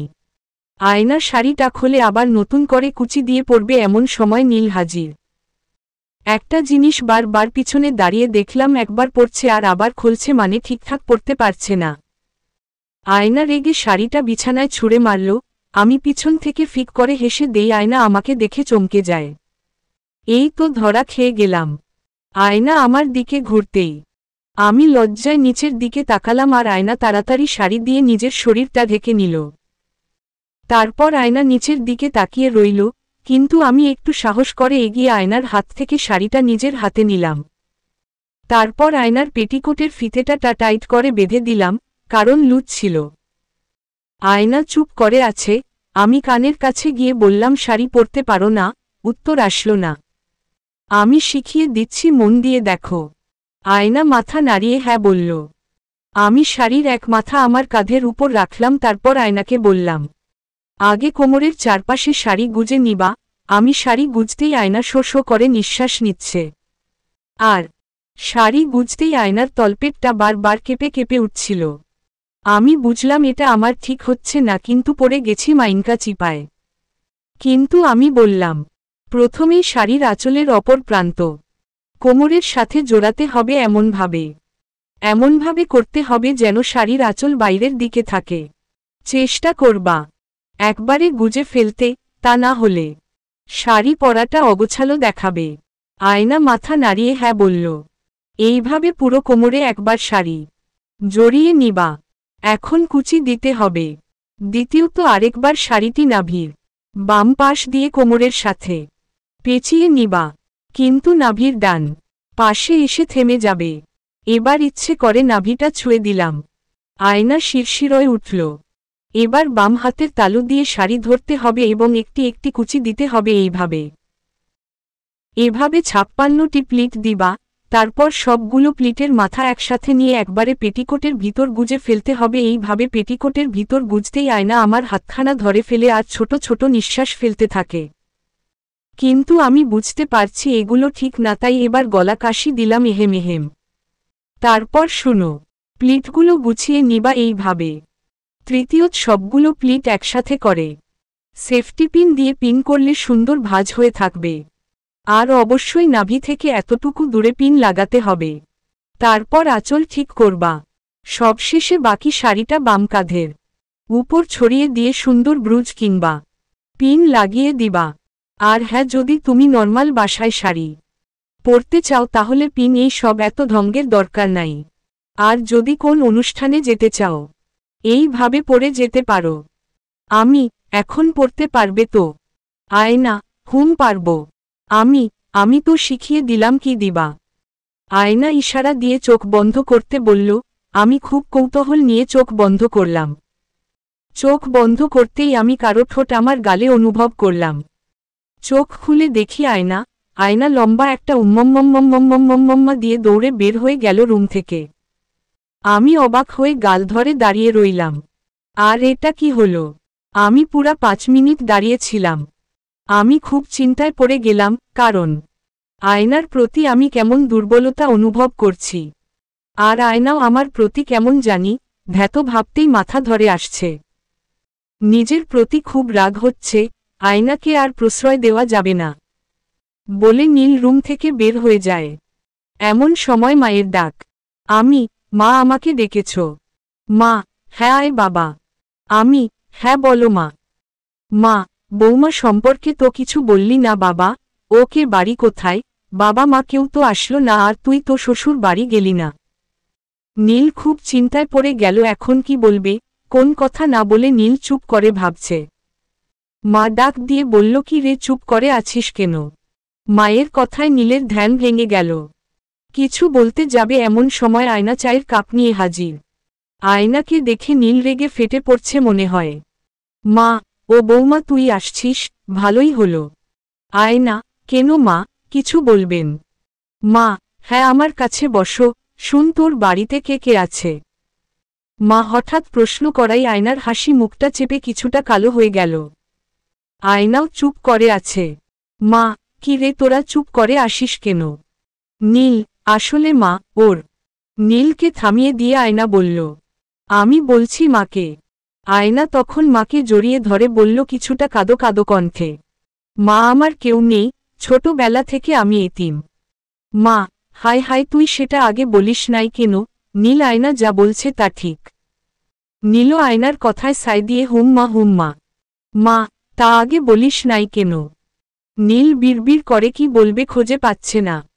তখন আয়না বলল, যদি আপনি কিছু বলেন, বকাবকি করেন তার ভয়। মা তখন কিছুটা রেগে এই ছাগল তুই আমাকে এই চিনলি? আমি বকাবকি করব? নীল, মা ভয় বলি নাই, প্লিজ রাগ করো না, ভুল হয়ে গেছে। মা, আচ্ছা শুন বৌমাকে কোন দিন কষ্ট দিবি না, এমন বউ কিন্তু হাজারে একটা পাওয়া যাবে কিনা সন্দেহ। মা কথা বলতে বলতে আলমারি থেকে এক জোড়া স্বর্ণের বালা বের করে দিল। আয়না তো অবাক, মা আমার লাগবে না। মা, লাগবে না মানে এইগুলা আমার শাশুড়ি দিয়েছেন, তাকে আবার তার শাশুড়ি দিয়েছেন, আর আমি তোকে দিলাম, তুই আবার তোর বৌমাকে দিবি। মা নিজের হাতে আয়নাকে পরিয়ে দিল। আয়না, আমি যাই কাজ আছে। মা, যা। আয়নার সাথে নীল উঠে যেতে চাইলে মা বলে নীল বসো কথা আছে। আয়না চলে গেল। তখন মা আমাকে বলল, নীল শুন বাপ আয়নাকে কোন দিন কষ্ট দিস না। ও তো অনাথ। আর ওর মতো লক্ষ্মী একটা মেয়ে বউ হিসেবে পাওয়া ভাগ্যের ব্যাপার। ডাক্তার কি বলছে জানিস? ডাক্তারের কথা শুনে নীলের বুক ভয়ে কেঁপে উঠল। ভয়ে ভয়ে নীল জিজ্ঞেস করল মা কি বলছে? মা, আমি নাকি অনেকটাই সুস্থ। মায়ের কথা শুনে নীলের বুকের উপর থেকে পাথরটা সরে গেল। মা আরও বলল, কিছুদিন পর আবার যেতে বলছে ডাক্তার, কিছু টেস্ট করবে। ডাক্তার বলছে মনে হয় আমার রোগটা নাকি ভালো হতে পারে। নীল তার মাকে জড়িয়ে ধরে কাঁদতে লাগল, মা আমি তোমাকে হারাতে চাই না। মা, আরে পাগল কিছু হবে না আমার। নীলের মা নীলকে সান্ত্বনা দিয়ে রুমে পাঠিয়ে দিল। রাত 10টা বাজে নীল রিমির সাথে খুব হেসে কথা বলছিল। আয়না তা খেয়াল করল, রিমির সাথে কথা বলতে দেখে আয়নার হয়তো ভালো লাগছিল না, তাই আয়না রুমে টিকে থাকতে না পেরে বাহিরে যাচ্ছে আবার আসছে। তা নীল খুব ভালোভাবেই খেয়াল করল। নীল কথায় খুব মজে গেছে রিমির সাথে কথা বলে। এমন সময় মা আসলো, মাকে দেখে আমি ফোনটা কেটে দিলাম তাড়াতাড়ি। নীল মনে মনে ভাবল এই সময় তো মা ঘুমানোর কথা, কিন্তু নীল বুঝতে পারল মাকে এই রুমে নিয়ে আসা কার কাজ। মা কিছু কথাবার্তা বলে চলে গেল। নীল ফোনের দিকে তাকিয়ে দেখে 20টা মিস কল রিমির। নীল ফোন দিতেই বারবার কেটে দেয়, কারণ রিমি রেগে গেছে। আবার কল দেয় নীল, তখন রিমি রিসিভ করে ইচ্ছে মতো বকাবকি করে নীলকে। তখন নীল রেগে আচার দিয়ে ফোনটা ভেঙে ফেলে। তাই দেখে আয়না ভয়ে দাঁড়িয়ে যায়, কাছে গিয়ে বলল ফোন ভাঙলেন কেন? নীল রাগ কন্ট্রোল না করতে পেরে বলার সাথে আয়নার গালে ঠাস ঠাস করে 2খানা চড় মেরে দেয় আয়নার নরম গালে। তখন আয়নার চোখ দিয়ে টপটপ করে পানি ঝরতে থাকে, কিন্তু নীল আবার আয়নার কান্না করা দেখে আয়নাকে কষে আরও 2টা থাপ্পড় মারল। তার কারণ রিয়েক্ট এবং কমেন্ট আগের মতো না উঠলে নেক্সট পার্ট 2 আসতে দেরি হবে কইয়া দিলাম হুহো। আয়নার চর খাওয়ার পর চোখ দিয়ে টপটপ করে পানি ঝরতে থাকে, কিন্তু নীল আবার আয়নার কান্না করা দেখে আয়নাকে কষে আরও 2টা থাপ্পড় মারল। তার কারণ হলো আয়না মাকে ডেকে নিয়ে আসছে, যাতে আমি ফোনে না কথা বলতে পারি। এবার নীল আয়নার গলাটা এক হাত দিয়ে চাপ দিয়ে চোখ রাঙিয়ে বলল, তোকে টাকা দিয়ে ভাড়া করে আনছি, কিন্তু তোকে আমার পার্সোনাল কোন কাজে নাক গলানোর অধিকার দেই নাই। নীল গলা ধাক্কা দিয়ে ফেলে দেয় বিছানায় আয়নাকে, তারপর রুম থেকে বের হয়ে চলে যায় নীল। রাত 11টায় রিমির বাসার নিচে গিয়ে নীল ফোন দেয় রিমিকে। রিমি, হ্যালো, এই তোরে যে এতগুলা বকা দিলাম তোর লজ্জা নাই? নীল, আমি তোমার বাসার নিচে, যা বলার নিচে এসে বলো। রিমি, ওই বুইরা বেটা তুই আমার বাসার নিচে কি করিস? নীল, কি আমি বুইরা বেটা? কি বলো এই সব, মাথা ঠিক আছে তোমার? রিমি, ওই আরেকটা কথা বললে তোরে কিন্তু গিয়ে মাইর শুরু করব। নীল, মারার জন্য তো আগে নিচে নামতে হবে, তারপর মারো। রিমি, আমি নিচে গেলে তুই আমাকে পটিয়ে ফেলবি, তাই আমি যাব না। নীল, তাহলে একটা বালিশ পাঠিয়ে দেও। রিমি, কেন? নীল, থাকবো এখানে। রিমি, তোরে যদি না খাইছি রে নীল। দাঁড়া আসতাছি। একটু পর দেখি জান পাখিটা রেগে লাল হয়ে ঝাড়ু হাতে করে নিয়ে আসছে আমাকে মারতে। কিন্তু আমি গাড়িতে গা হেলিয়ে দাঁড়িয়ে আছি, কোন নড়চড় করছি না, আমার মধ্যে কোন ভয়ভীতি না দেখে। রিমি বলে উঠল, কি দৌড় দেস না কেন? আমার হাতে ঝাড়ু দেখিস না? আমি, তোমার হাতে ঝাড়ু তো আমার কি, পারলে ঝাড়ু দিয়ে পিটাও। রিমি, আমি কিন্তু বাড়ি দিলাম বলতে বলতে প্রায় একদম কাছে চলে আসছে। আর নীল এই সময় খফ রিমির দুহাত ধরে ফেলে ঝাড়ু ফেলে দেয় আর রিমির হাত ধরে হালকা ধাক্কা দিয়ে গাড়ির সাথে রিমির পিঠ লাগিয়ে দেয়। আর নীল রিমির কাছাকাছি গা ঘেঁষে একদম দাঁড়ায় যাতে রিমি না যেতে পারে। দুজন একদম কাছাকাছি, যাকে বলে মুখোমুখি, দুজনের মুখ ছুঁই ছুঁই এমন। একটু ধস্তাধস্তিতে রিমি হাঁপিয়ে গেছে। রিমির গরম নিঃশ্বাস নীলের মুখে এসে পড়ছে। নীল চোখে চোখ রেখে বলল, খুব রাগ তাই না? এখন দেখাও কত রাগ। রিমি নাড়াচাড়া করতেই রিমির নাকের সাথে নীলের নাকের ঘষা লাগে। তখন রিমি নীলের দিকে তাকিয়ে আছে শান্ত হয়ে। তখন নীল ইচ্ছে করেই রিমির নাকের সাথে নিজের নাকটা ঘষা দেয়। এমন সময় রিমি বলল, কি হচ্ছে ছাড়ো, কেউ দেখে ফেলবে। এত রাতে কে আসবে এখানে? রিমি, এই জন্যই তোমার কাছে আসতে চাই না, কাছে আসলেই কেমন করে জানি আমাকে বশ করে ফেলো। নীলের গাটা রিমির গায়ের সাথে লেগে আছে। নীল রিমিকে ছেড়ে দিয়ে বলল, যাও, ধরে রাখছে কে? রিমির আধা হাসি মুখটা নিমিষেই কালো হয়ে গেল। রিমি মনে মনে পাগলটা কি বুঝেও না কি বলতে চাইছি। নীল অভিমান করে দাঁড়িয়ে আছে। রিমি দুপা এগিয়ে সামনের দিকে যেয়ে আবার দাঁড়াল। নীল অভিমানে নিচের দিকে তাকিয়ে আছে।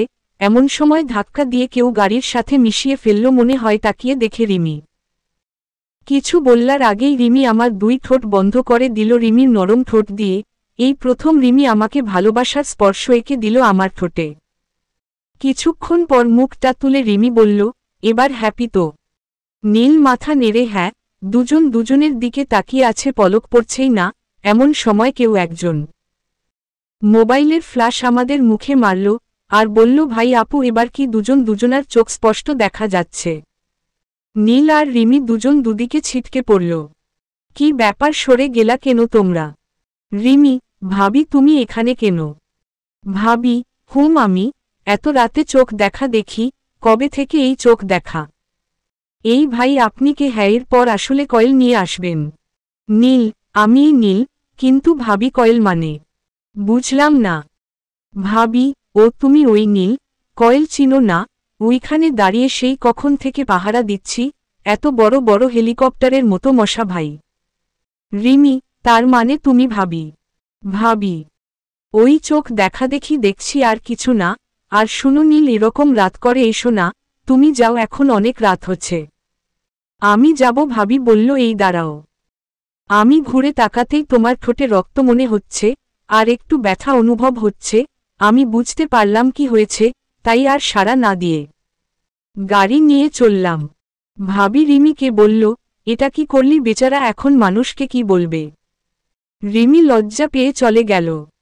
রাত প্রায় 12টা বাজে। এমন সময় কলিং বেলটা বেজে উঠল। আয়না ঘুমায়নি, কারণ নীল রেগে বাহিরে গেছে, সে চিন্তায় ঘুমাতে পারছে না। কলিং বেলের শব্দ শুনে আয়না দৌড়ে চলল দরজা খুলতে।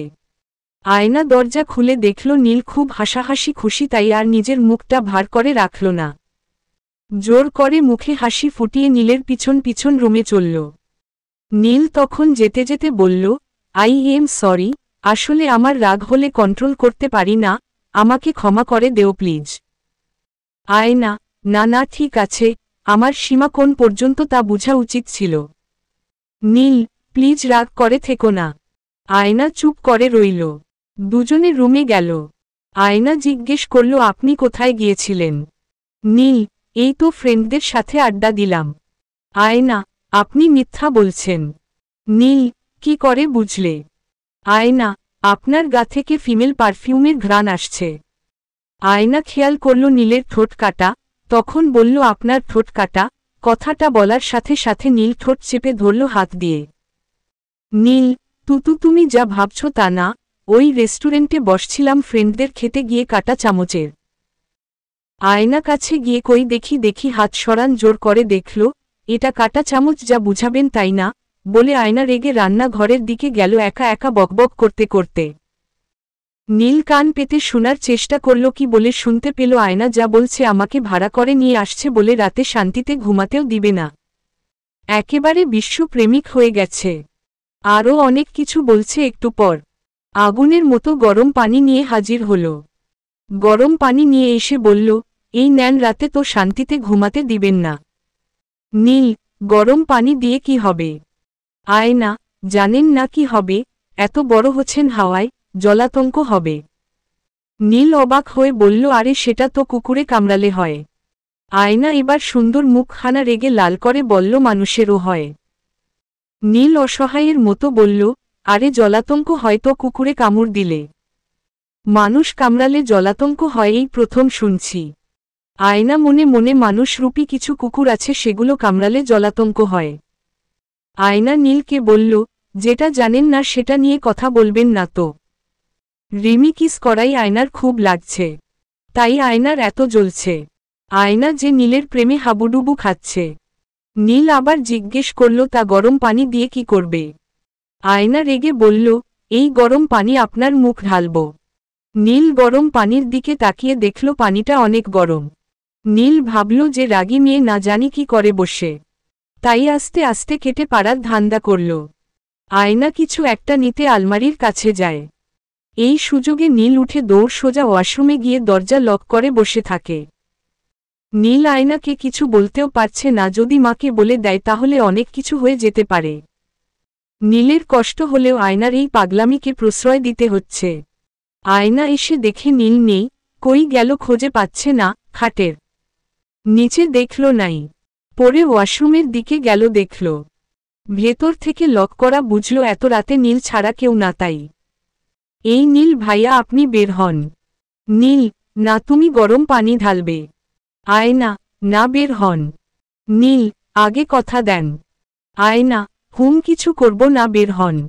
নীল বের হল। আয়না, এত ভয় কিসের, চলেন রুমে যাই। নীল, আচ্ছা একটা কথা বলি। আয়না, বলেন। নীল, আমার জিএফ আমাকে কিস করছে, তাতে আপনার এত ফাটছে কেন? আয়না কিছুক্ষণ চুপ করে থেকে বলল, আমি এই বাড়ির বউ, মা আমাকে দায়িত্ব দিয়েছে এই পুরো বাড়িটা ঠিক রাখতে, আর আপনাকেও।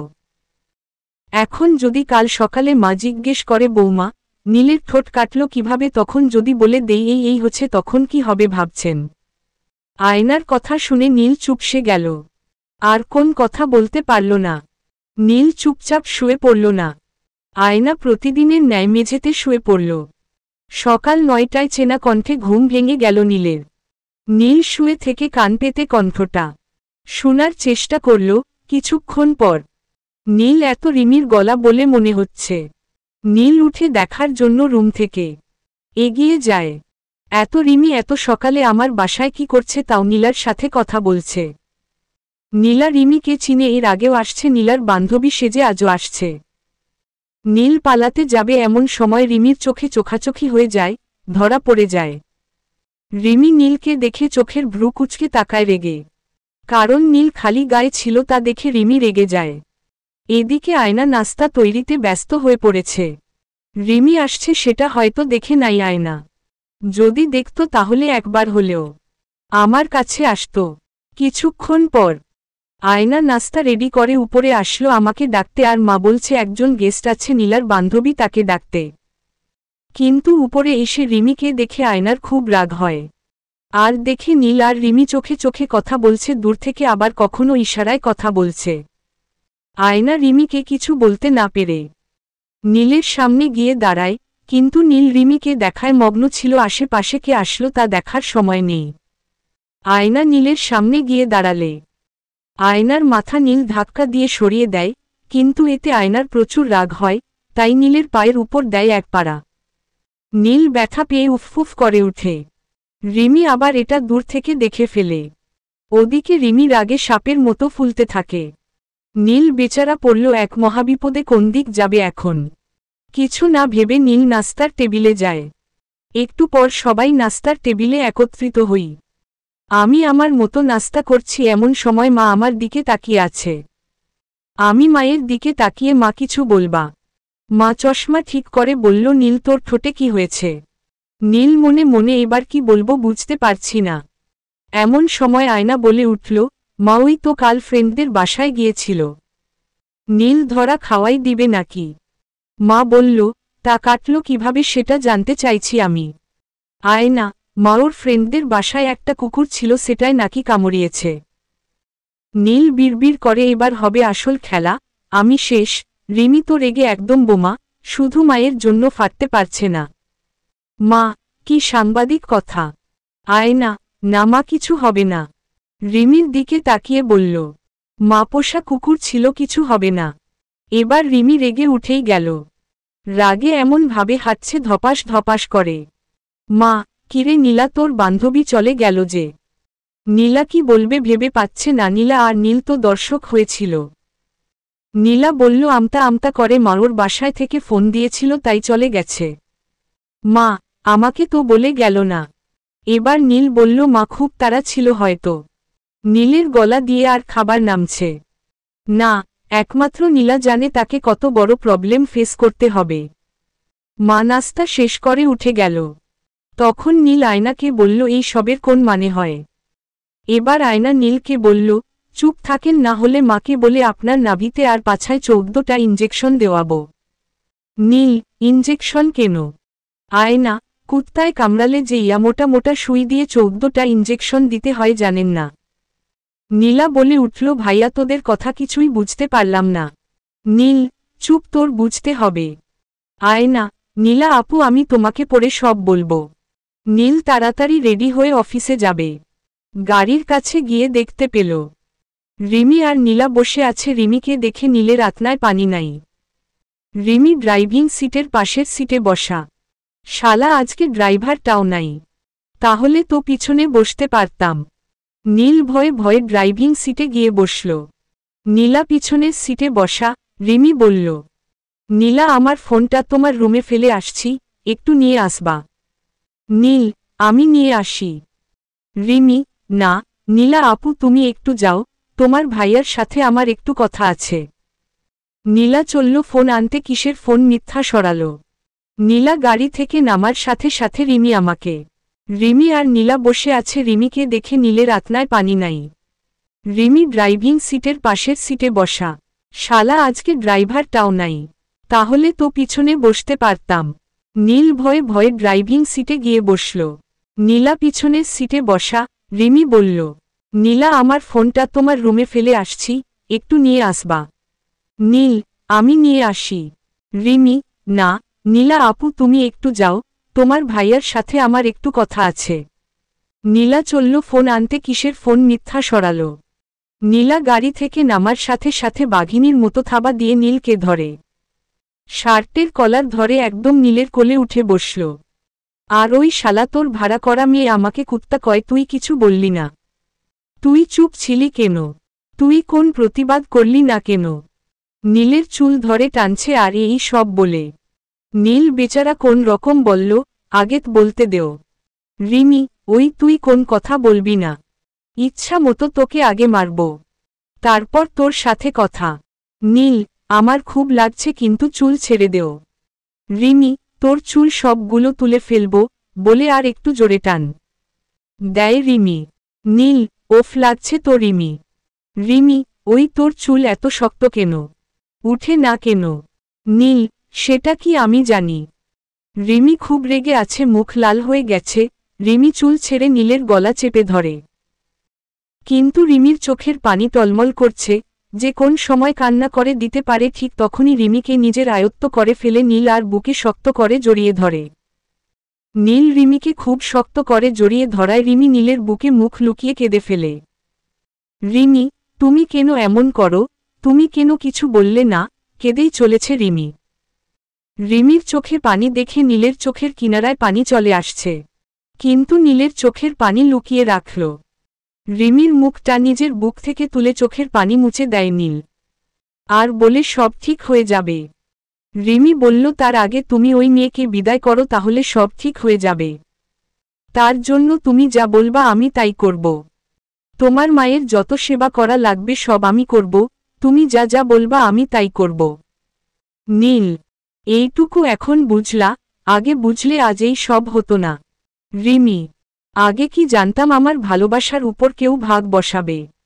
সত্যি মেয়েরা একবেলা কম খাবে পড়বে, কিন্তু নিজের প্রিয় মানুষটার ভাগ কাউকে দিবে না। নীল খুব চিন্তায় পড়ে গেল, কি করবে। রিমি কেঁদেই চলেছে, এমন সময় নীলা নখ দিল। নীলা, তোদের মারামারি শেষ হলো, আমার কিন্তু দেরি হয়ে যাচ্ছে। নীলা এসে পিছনের সিটে বসল। রিমি নিজের সিটে বসে নীলের কাঁধে মাথা কাঁদছে, শুধু চোখের পানি পড়ছে। নীলাকে দেখে নীল রিমির মাথা নিজের কাঁধ থেকে তুলতেই নীলের হাত ঝটকানি দিয়ে ফেলে দেয়। নীলা বলল, থাক, আমি কিছু মনে করি নাই। নীল নীলাকে কলেজে নামিয়ে দিল আর রিমিকে বাসার সামনে নামিয়ে দিল, কিন্তু রিমি নেমে গেল কিছু না বলেই। নীলও কিছু বলল না, অফিস চলে গেল। যেভাবেই হোক আয়নাকে বাড়ি থেকে সরাতে হবে। কিন্তু কি করে? সরাতে গেলে মা অনেক রাগ করবে, কারণ আমি যে প্রতারণা করেছি। নীল আয়নার প্রতি কিছুটা ফুটবল, কারণ মায়ের জন্য যা করেছে তা হয়তো অন্য কেউ কোন দিন করত না। তাই আয়নাকে কিছু বলতে পারছে না। উইদিন অফিস শেষ করে নীল মনমরা হয়ে বাসায় ফিরে। আয়না কাজ করছিল নীলের দিকে তাকিয়ে দেখল নীলের মুখটা শুকনা কালো। আয়না ভাবল হয়তো রিমির সাথে কিছু হয়েছে। আয়না কিছু বলল না, কারণ নীলের মন খারাপের কারণ আয়না নিজেই। সেদিন নীল কারো সাথে কথা বলে নাই, সারাদিন রুমেই ছিল। নীল রাতে খেয়ে চুপচাপ শুয়ে পড়ে। আয়না যেদিন থেকে নীলের রুমে ঘুমায় সেদিন থেকে নীল রুমের লাইট অফ করে না। কিন্তু আজ আয়নাকে লাইট অফ করতে বলল। এদিকে রিমি বাসা থেকে বের হচ্ছে না। নীলের ফোনটাও রিসিভ করছে না। অফিসে যেয়ে রিমিকে ফোন দেয়, কিন্তু রিমি ফোন ধরে না। নীল বাড়ি এসে অনেকবার ফোন দেয়, কিন্তু রিমি রিসিভ করে না ফোন। মাঝরাতে আয়নার ঘুম ভেঙে যায় কারো ফুপিয়ে কান্নার শব্দ, কিন্তু কে কাঁদছে আয়না ভালো করে কান পেতে থাকে, কিন্তু কান্নার আওয়াজটা নীলের থেকে আসছে। আয়না লাইট জ্বালানোর সাথে সাথে নীল কম্বল মুড়ি দিল, আর কোন কান্নার শব্দ নেই। আয়না নীলকে বুঝতে দেয় না যে সে নীলকে কান্না করতে দেখেছে। তাই ওয়াশরুমের দিকে যায় আয়না। কিছুক্ষণ পর এসে শুয়ে পড়ে লাইট অফ করে। আয়না ভাবল তার কারণে আজ নীলের চোখে পানি। নীল আমার জন্য অনেক করেছে, তার প্রতিদান আমি এইভাবে দিতে পারি না। এটা ঠিক, আমি নীলকে ভালোবেসে ফেলেছি। সবাই যে ভালোবাসা পাবে তা কোথাও লেখা নেই। এই সব ভাবতে ভাবতে আয়না ঘুমের রাজ্যে হারিয়ে যায়। সকালে আয়নার ঘুম ভাঙতেই দেখে নীল ফোনে কারো সাথে কথা বলছে। আয়না কথাগুলো শোনার চেষ্টা করে। কথাগুলো ছিল এমন, নীল, তোকে আমার বন্ধু বলে পরিচয় দিতে লজ্জা লাগে, তুই এত বাজে ছেলে জানতাম না। নীল বলল, তুই আয়নাকে কোন দিন পাবি না, তুই একটা অসহায় মেয়ের পিছনে কেন লেগে আছিস। আয়নার আর বুঝতে বাকি রইল না। ফোনের ও পাশে কে? ফোনের ওপাশ লোকটি হচ্ছে সোহান। এর মধ্যে নীল চিল্লাইয়া উঠল, তুই আমাকে মারবি, পারলে মেরে দেখাস, কিন্তু তারপরেও তুই পাবি না আয়নাকে। আয়না বুঝতে পারলে তাকে কেন্দ্র করে নীলের সমস্যা তৈরি হচ্ছে। আয়না এটাও ভাবল সোহান একটা বাজে ছেলে, যা ইচ্ছে তাই করতে পারে। যদি নীলের কোন ক্ষতি করে তাই আয়না উঠে নীলের হাত থেকে ফোন কেড়ে নেয় নীল বাধা দেওয়ার পরেও। আয়না ফোনটা কানে ধরে, হ্যালো আমি আয়না বলছি, আপনি কি চান তা আমাকে বলেন। নীল আবার বাধা দেয় কিন্তু মানে না আয়না। তখন সোহান আয়নাকে বলল, সুন্দরী আমি যা চাই তা হলো তোমাকে আমার সাথে হোটেলে 1 ঘন্টা কাটাতে হবে, না হলে নীলকে দুনিয়ার বুক থেকে সরিয়ে দিব। নীল তখন লাল হয়ে যাবে বুঝলা। তুমি কি রাজি? আয়না 30 সেকেন্ড চোখ বন্ধ করে ভাবল, তারপর কিছু বলতে যাবে নীল ফোনটা কেড়ে নেয়। সোহান নীলকে বলল, কাজটা ভালো করলি না। নীল ফোনটা কেটে দিয়ে আয়নাকে বলল, আমার হাত থেকে ফোনটা নিলে কেন? আর আমার পারমিশন ছাড়া কখনো বাহিরে যাবা না। আয়না, কেন আপনার থেকে পারমিশন নিতে হবে? নীল, আমার বাড়িতে যতদিন আছো ততদিন নিতে হবে বলে নীল ওয়াশরুমে গেল। আর আয়না নাস্তা রেডি করতে চলে গেল। কিন্তু নীল ওয়াশরুম থেকে বের হয়ে নাস্তা না করে অফিসে চলে গেল। তাই দেখে নীলের মা বলল, বৌমা নীলের কি হচ্ছে? আয়না, মা আমার যাওয়ার সময় হয়ে গেছে, আপনি নাস্তা করেন। 20 মিনিট পর ফোন আসলো, নীল অ্যাক্সিডেন্ট করেছে। আয়না আর নীলা বের হয়ে গেট পর্যন্ত যেতেই নীল চলে আসে। নীলা নীলকে ধরে, ভাইয়া তোর কিছু হয়নি তো? নীল, না আমি ঠিক আছি, সামান্য একটু লেগেছে। কিছুক্ষণ পর আয়নার ফোনে একটা অচেনা নাম্বার থেকে ফোন আসলো। আয়না না চাইতে হঠাৎ রিসিভ করল। ফোনের ওপাশ থেকে বাজে ভাষায় একটা কথা বলে উঠল। আয়না বুঝতে পারল সোহান। তারপর আয়না বলল, আপনি আমার নাম্বার কই পাইলেন? সোহান, নাম্বার কই পাইলাম সেটা বড় কথা না, আজ যে তোমার নাগর অল্পের জন্য বেঁচে গেছে, নেক্সট টাইম ছাড়ব না, তার আগে যদি তুমি। বলার আগে ফোনটা কেটে দিল আয়না। কারণ নীল রুমে প্রবেশ করছে। নীল, কার সাথে কথা বলছিলে? আয়না, বাড়িতে কথা বললাম, মিথ্যা বলল। নীল, বাড়ি টাকা পাঠাতে হবে। আয়না, না, আচ্ছা আমি কি বাহিরে যেতে পারি? নীল, কেন? আয়না, আমার পার্সোনাল কাজ আছে। নীল, কি পার্সোনাল কাজ আমাকে বলো। আয়না, আমার সব পার্সোনাল শোনার অধিকার আপনার নেই, আমি আপনার বিয়ে করা বউ না যে সব বলতে হবে।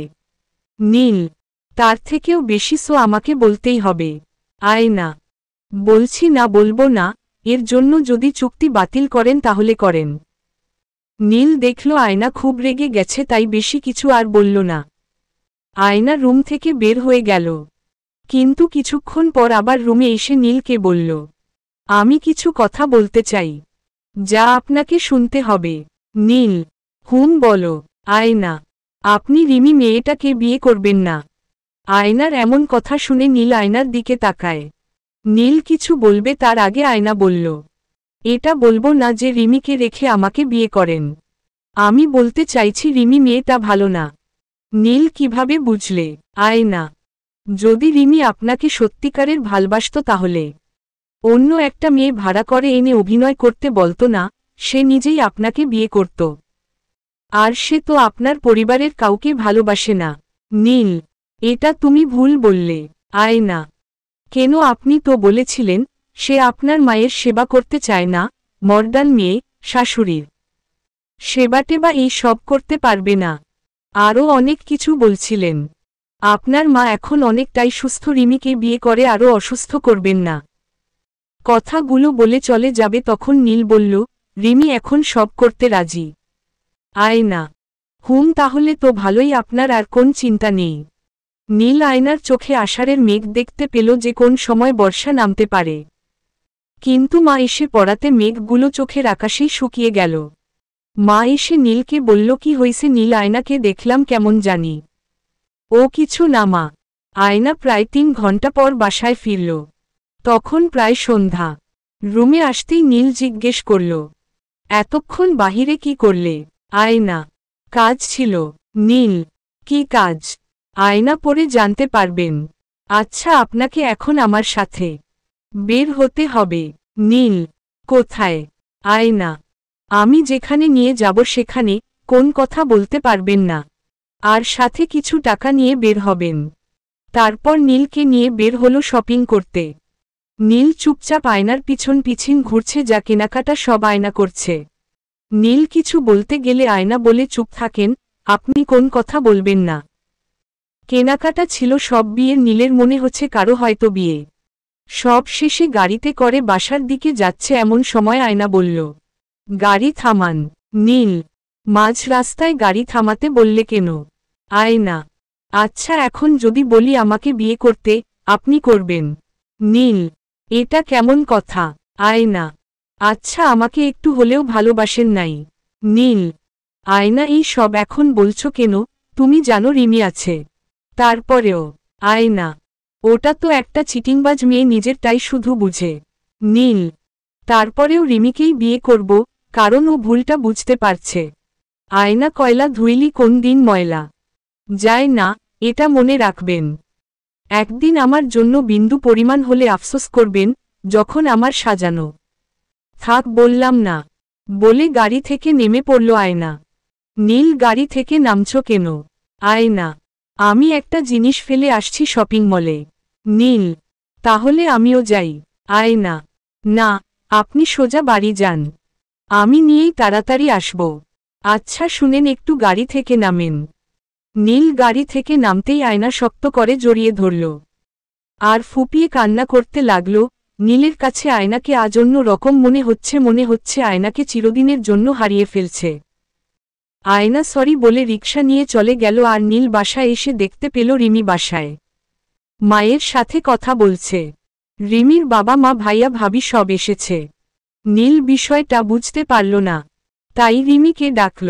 নীল, তোমরা সবাই আমার বাসায়, বুঝলাম না। রিমি, জানো না বুঝি আজ আমাদের বিয়ে? আমি আয়নাকে প্রথম খারাপ ভেবেছিলাম, কিন্তু ওর মতো মেয়ে হয় না। রিমির থেকে কথাটা শুনে নীলের মাথা ধরে গেল, হার্টবিট বন্ধ হওয়ার মতো। নীল সোফায় বসে পড়ল, মূর্তি হয়ে কোন কথা নেই নীলের মুখে। নীলের বুকটা অজানা কষ্টে ফেটে যাচ্ছে, কাউকে বলতে পারছে না। রিমি জিজ্ঞেস করল, আয়না কোথায়? তোমার সাথেই তো আসার কথা। নীল, চলে গেছে। নীল বুঝতে পেরেছে আয়না আর আসবে না। আয়না নীলের জীবন থেকে অস্তিত্ব হারা হয়ে যাবে ভাবতেও পারছে না। তারপরেও গাড়ি নিয়ে বের হবে। নীলা এসে বলল, ভাইয়া লাভ নেই, সে চলে গেছে। আর ফোনটাও অফ। ওইদিকে বুক ভরা কষ্ট নিয়ে আয়না বাড়ির উদ্দেশ্য রওনা দেয়, নিজের কষ্টটা কিছুটা হলেও ভুলে থাকার জন্য। সারারাত চোখের পাতা এক করেনি, শুধু কেঁদেছে। ভোরবেলা বাস আয়নার গন্তব্যে নামিয়ে দেয়।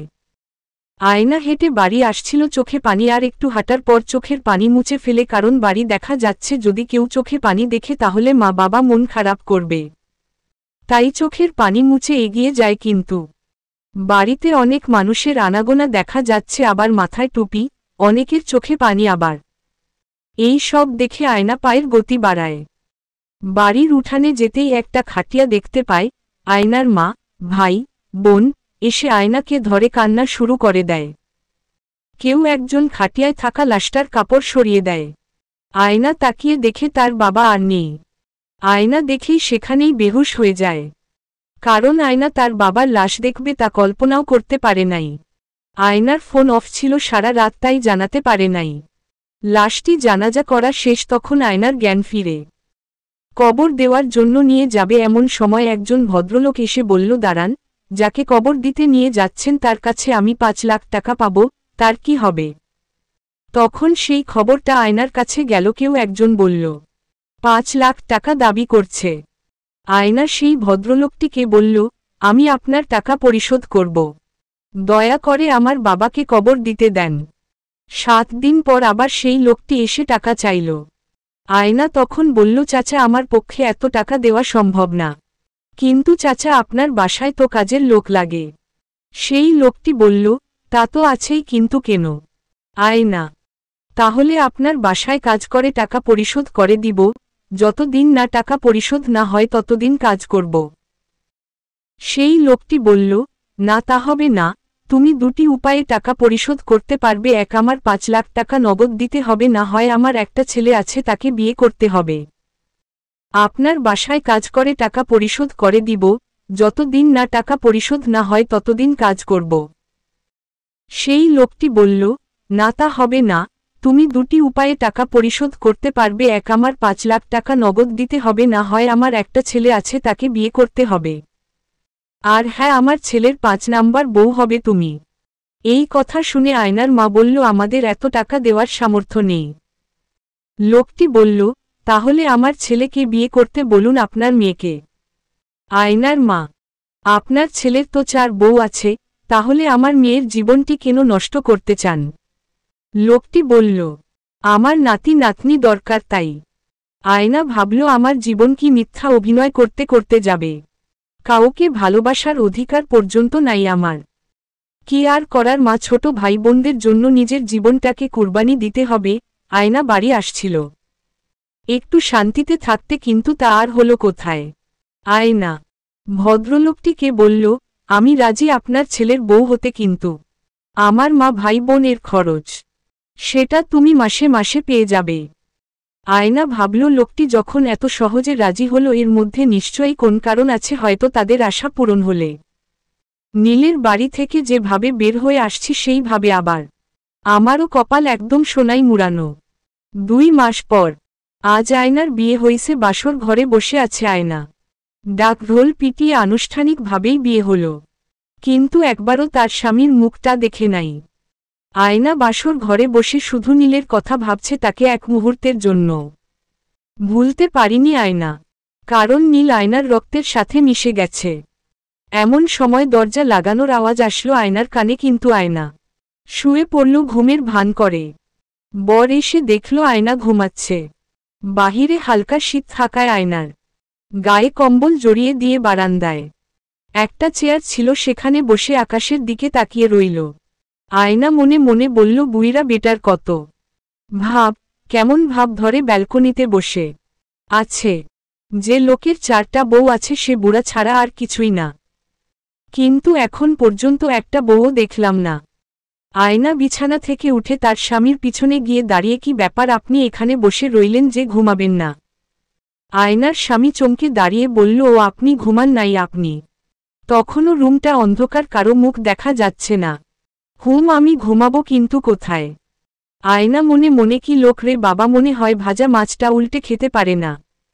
আরে বেটা, তোর যে 4টা বউ আছে সেটা আমি জানি, এত ভাব দেখানোর কোন মানে নেই।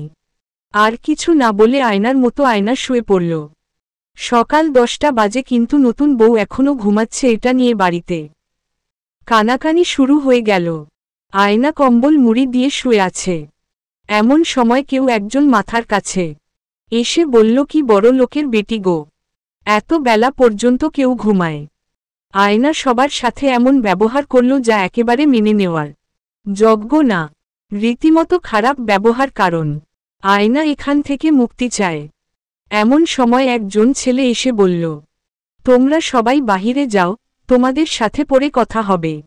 ছেলেটা দেখতে ভালোই সুদর্শন, স্মার্ট, যে কোন মেয়েকে বশ করে ফেলার মতো। আয়নার থেকে 12 বছরের ছোট হবে। আয়না ছেলেটাকে বলল, এই তোমার ভাইয়া, কই দেখছি না সকাল থেকে। আর তুমি নিশ্চয়ই আমার দেবর। আচ্ছা, তোমার নাম কি? আমার নাম রিয়াদ। আর আমার কোন ভাই নেই, আমি একা। আয়না, আচ্ছা রিয়াদ, আমাকে যে বিয়ে করছে সে বুইরা বেটা কোথায়? আর সে তোমার কি হয়? রিয়াদ মুখটা কালো করে, আমাকে আপনার বুইরা মনে হয়, আমি আপনাকে বিয়ে করেছি। আয়না, কি বললেন আপনি? যা, তুমি মজা করছো, দেখো আমার ফান একদম ভালো লাগে না। রিয়াদ, আমি আপনার স্বামী। আমরা বাপ বেটা ব্যাচেলর ছিলাম, আমার মা নেই, আমার কোন ভাই বোনও নেই। বিশ্বাস না হলে বাবা গিয়ে জিজ্ঞেস করেন। আয়না তখন বিশ্বাস করতে বাধ্য হয়, কিন্তু আপনাকে দেখে তো 4 বউয়ের জামাই মনে হয় না, এই বয়সে 4টা বিয়ে কেমনে সম্ভব? রিয়াদ, এই সব কথা আপনাকে কে বলল? বলে রেগে ওয়াশরুমে চলে গেল। আয়না এত দুঃখের মধ্যে হাঁটুর বয়সী জামাই দেখে হাসতে হাসতে বিছানায় লুটিয়ে পড়ল। এমন সময় আয়নার ফোনটা বেজে উঠল। ফোনের দিকে তাকিয়ে দেখে নীলের নাম। হঠাৎ নীলের ফোন, কিন্তু কেন? আয়না ফোনটা রিসিভ করবে নাকি কেটে দিবে, দুটানায় পড়ে গেল, কিন্তু শেষমেশ ফোনটা বাজতে বাজতে কেটেই গেল। রিসিভ করা হলো না। নীলের সেই চেনা কণ্ঠটি আর শোনা হলো না। মনের অজান্তেই আয়নার চোখের কোণে মোটা মোটা জল এসে ভিড় জমায়। খুব ইচ্ছে করছিল নীলকে দেখতে, কিন্তু তা আর হবে না। আয়না ফোনের দিকে অনেকক্ষণ তাকিয়েছিল নীলের ফোনের আশায়। হয়তো আবার ফোন দিবে, কিন্তু না। দীর্ঘ 20 মিনিট তাকিয়ে আছে ফোনের স্ক্রিনের দিকে। এমন সময় রিয়াদ ওয়াশরুম থেকে বের হয়ে আয়নাকে দেখল একমনে ফোনের দিকে তাকিয়ে আছে।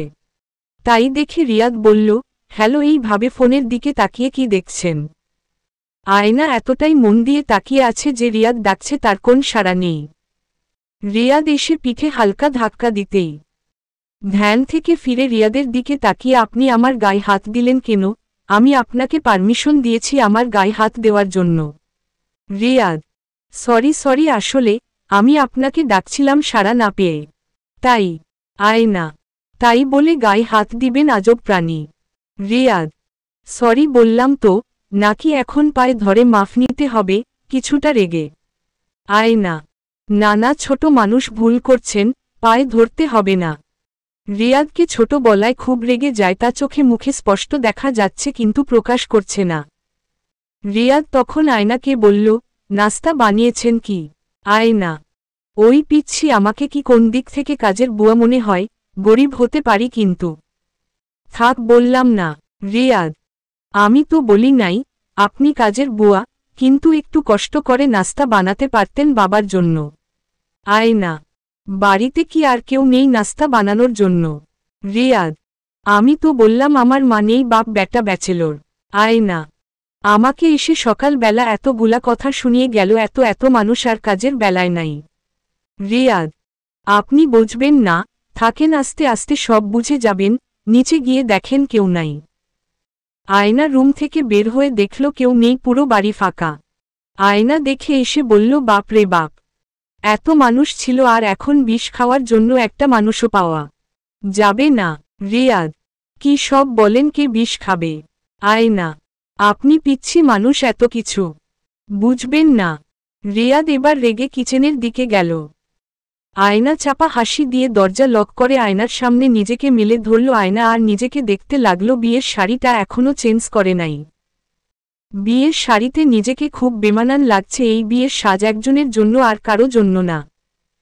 কিন্তু আয়না একটি বিষয় বুঝতে পারল না, রিয়াদের সাথে এত দূর ব্যবহার করার পরেও কিছু বলল না। এরা মানুষ নাকি রোবট? কোন রাগ নেই? চুলের মুঠি ধরে বের করে দিলে কি হতো আমাকে? আয়না বলল, তাহলেই তো আমি মুক্ত হয়ে যাই। আয়না মনে মনে ঠিক করে নিল, যত রকমের শয়তানি আছে রিয়াদের সাথে করবে, আর একদিন ঠিকই রেগে ডিভোর্স দিয়ে দিবে। তাই শাড়ি চেঞ্জ করে আয়না কিচেনের দিকে গেল। গিয়ে দেখল রিয়াদ রুটি বেলছে। আয়না কিচেনের দরজায় দাঁড়িয়ে বিড়বিড় করে বলে, এই মালটা তো দেখি পুরা জোশ। রিয়াদ, কি বললেন আপনি? আয়না, কই কি বললাম, কানে একটু বেশি শুনেন নাকি? আপনি তো দেখি ভালোই রুটি বানাতে পারেন, তা আপনার 4 বউ কই দেখি না তো? তাদের ডাকেন, পরিচয় হই, নাকি সবগুলা রে বাপের বাড়ি পাঠাই দিছেন? রিয়াদ রেগে, এই আপনারে কে বলছে আমার 4 বউ আছে? আয়না, রেগে যাচ্ছেন কেন? সত্যি কি লুকিয়ে রাখা যায়? আপনার বাবাই তো বলছে। রিয়াদ, কি বাবা বলছে? আয়না, রিয়াদ, দেখেন আমি আপনাকেই প্রথম বিয়ে করছি, একটার জ্বালায় বাঁচি না, আবার 4টা বিড়বিড় করে। আয়না, তাহলে যে আপনার বাবা বলল? রিয়াদ, সেটা বাবার কাছ থেকে জিজ্ঞেস করে নিয়েন। আর আপনি প্লিজ দয়া করে টেবিলে গিয়ে বসেন, আমি নাস্তা নিয়ে আসছি। রিয়াদ নাস্তা নিয়ে টেবিলে বসল। রিয়াদের বাবার জন্য অপেক্ষা করল। একটু পর রিয়াদের বাবা আজমল সাহেব আসল। এসেই বলল, কি রে খোকা, সেই পুরনো আইটেম বৌমা কি আমাদের ব্যাচেলর নাকি? আয়না, আমি নাস্তা বানাইনি, আপনার ছেলে বানিয়েছে। আজমল সাহেব দীর্ঘ নিঃশ্বাস ফেলে, খোকা, আমি ঢাকায় যাব একটা কাজে, আমার আসতে 7 দিন লেগে যাবে। রিয়াদ, তার আগে বলো আমার নাকি 4টা বউ আছে? আজমল সাহেব, সেটা এসেই বলবো। রিয়াদ, ঢাকা থেকে আসো, তোমাকে 4 বিয়ে করাবো। আজমল সাহেব, তোর মতো বয়স থাকলে আমি 8 বিয়ে করতাম। বাপ বেটার এই সব কথা শুনে আয়না খাওয়া বাদ দিয়ে হা করে তাকিয়ে আছে। কি মেন্টাল ফ্যামিলিরে বাবা, বাপ ছেলে কি কথাবার্তা বলে। আজমল সাহেব। বৌমা তুমি কিছু মনে করো না, আমরা বাবা ছেলে বন্ধুর মতো। আয়না ভেটকি মাছের মতো হাসি দিয়ে জি জি। আজমল সাহেব নাস্তা করে চলে গেলেন, যাওয়ার আগে আয়নাকে বলে গেলেন সাবধানে থাকতে। রিয়াদ নাস্তা না করে খুবই ক্লান্ত, কারণ সকালে উঠেই অফিসের একটা কাজে যেতে হয়েছিল। নাস্তা শেষ করে রিয়াদ বিছানায় গা এলিয়ে দেয়। একটু একটু ঘুম ঘুম ভাব, এমন সময় কেউ একজন লাফ দিয়ে বুকের উপর উঠে বসল। রিয়াদ চমকে তাকিয়ে দেখে আয়না। রিয়াদ, আরে এমন করছেন কেন? কি হয়েছে আপনার? আয়না বলল। আজমল সাহেব নাস্তা করে চলে গেলেন, যাওয়ার আগে আয়নাকে বলে গেলেন সাবধানে থাকতে। রিয়াদ নাস্তা না করে খুবই ক্লান্ত, কারণ সকালে উঠেই অফিসের একটা কাজে যেতে হয়েছিল। নাস্তা শেষ করে রিয়াদ বিছানায় গা এলিয়ে দেয়। একটু একটু ঘুম ঘুম ভাব, এমন সময় কেউ একজন লাফ দিয়ে বুকের উপর উঠে বসল। রিয়াদ চমকে তাকিয়ে দেখে আয়না। রিয়াদ, আরে এমন করছেন কেন? কি হয়েছে আপনার? আয়না বলল। এতটুকু একটা বাচ্চা ছেলে আমাকে বিয়ে করছিস কেন? আগে এটা বল। দেখেন আমি যথেষ্ট বড় হয়েছি, মানে প্রাপ্তবয়স্ক, আর আমি আপনার থেকে 6 মাসের ছোট, আপনার মা বলছে। আর আমি আমার ইচ্ছেতে বিয়ে করি নাই। আয়না, বিয়ে করলি তুই আর জানে তোর বাপ। রিয়াদ, আপনি ভদ্রভাবে কথা বলেন, কাগজ কলমে কিন্তু আমি আপনার স্বামী। আয়না, স্বামীর খেতা পুরি। রিয়াদকে ছেড়ে দিয়ে বলল, পিচ্ছি জামাই যাও তো, এক কাপ চা বানিয়ে নিয়ে আসো। এবার তো ভদ্রভাবে বললাম। রিয়াদ যাই। একটু পর চা নিয়ে এসে এই নেন। আয়না, আপনি কি করেন? রিয়াদ, জব। আয়না, এত পিচ্ছি ছেলে জব করেন কেমনে? রিয়াদ, এই আমাকে পিচ্ছি কোন দিক দিয়ে মনে হয় আপনার? আয়না, আপনি তো আমার থেকে বয়সে ছোট তাই না? রিয়াদ, তা একটু তাই বলে। আচ্ছা আমি একটু অফিসে যাব। আয়না, ওমা বাড়িতে আমি একাই থাকব, আমি একা থাকতে পারবো না। রিয়াদ, কিন্তু আমি তো অফিস যাচ্ছি। আয়না, আমিও যাব আপনার সাথে। আয়না এমনভাবে বায়না ধরল রাজি হতে বাধ্য হল। রিয়াদ, আচ্ছা চলেন, কিন্তু অফিস গিয়ে বেশি কথা বলতে পারবেন না। আয়না, হুম। রিয়াদ বাইকের উপর বসে আয়নার জন্য অপেক্ষা করছে। আয়না রেডি হয়ে আসলো। আয়না আসতেই আয়নার হাতে হেলমেটটা দিয়ে বলল, এটা পরে নেন। আয়না, হেলমেট আপনার টাকই। রিয়াদ, আমার টাই তো আপনাকে দিলাম, আমার লাগবে না, আপনি ভালো থাকলেই হলো। আয়না উঠে বসল বাইকে আর রিয়াদকে চেপে ধরে বসল। রিয়াদ, এমন করে ধরলে তো ধম আটকে মরে যাব। আয়না, মরলে মরেন, আমার বাইকে উঠার অভ্যাস নেই। রিয়াদ, প্লিজ একটু ইজি করে ধরেন। রিয়াদ চোখে কালো সানগ্লাসটা পরে চলল অফিসের দিকে। অফিসের সামনে আসতেই রিয়াদ আয়নাকে বলল, বাড়িতে কি বলছি মনে আছে তো? আয়না, বেশি কথা বলবো না। রিয়াদ, হুম। রিয়াদ অফিসে ঢুকতেই রিয়াদের মধ্যে পরিবর্তন আসলো, মানে রাগী রাগী একটা লুক আসলো। আর রিয়াদের পায়ের গতি বেড়ে গেল। হঠাৎ একটা সুন্দরী মেয়ের ডেস্কের সামনে এসে রিয়াদ দাঁড়াল। মেয়েটি হেসে হেসে ফোনে কথা বলছিল। রিয়াদকে দেখে ভূত দেখার মতো ভয়ে দাঁড়িয়ে শাসসার। রিয়াদ মেয়েটিকে শুধু বলল, এটা কোন কল সেন্টার না। মেয়েটি ভয়ে ভয়ে, সরি স্যার, আর এমন হবে না, এটাই প্রথম, এটাই শেষ। আয়না মনে মনে এই পিচ্ছিকে কেন এত ভয় পায়? অফিসে এত সুন্দরী মেয়ে থাকতে আমার মতো বুড়ি বিয়ে করল। অনেকে আবার আয়নার দিকে আর চোখে দেখছে।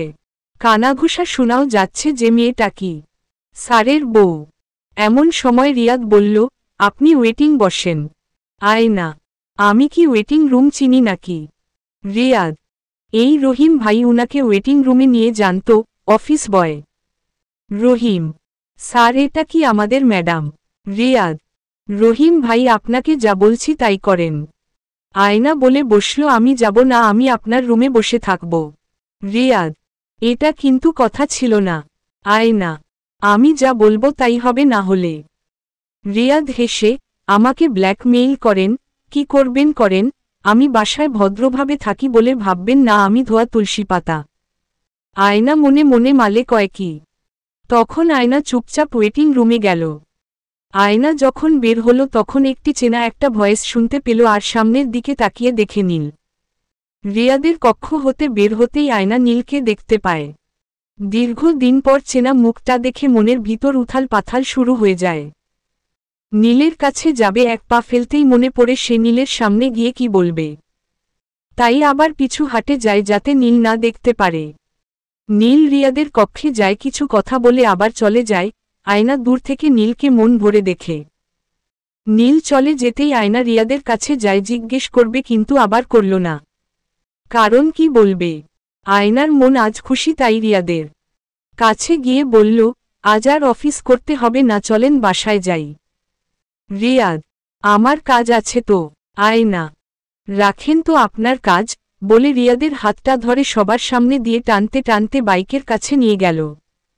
অফিসের সবাই হা করে তাকিয়ে আছে, এটা কি হলো? এমন সময় অফিস রহিম বলল, একেই বলে বউ। আয়না রিয়াদকে বাইকের কাছে নিয়ে যায় আর বলে, তাড়াতাড়ি বাসায় চলেন। রিয়াদ, কিন্তু কেন, কি হইছে বলবেন তো? আয়না, পিচ্ছিদের এত কিছু জানতে নেই, আহা বাইক স্টার্ট দেন তো আগে।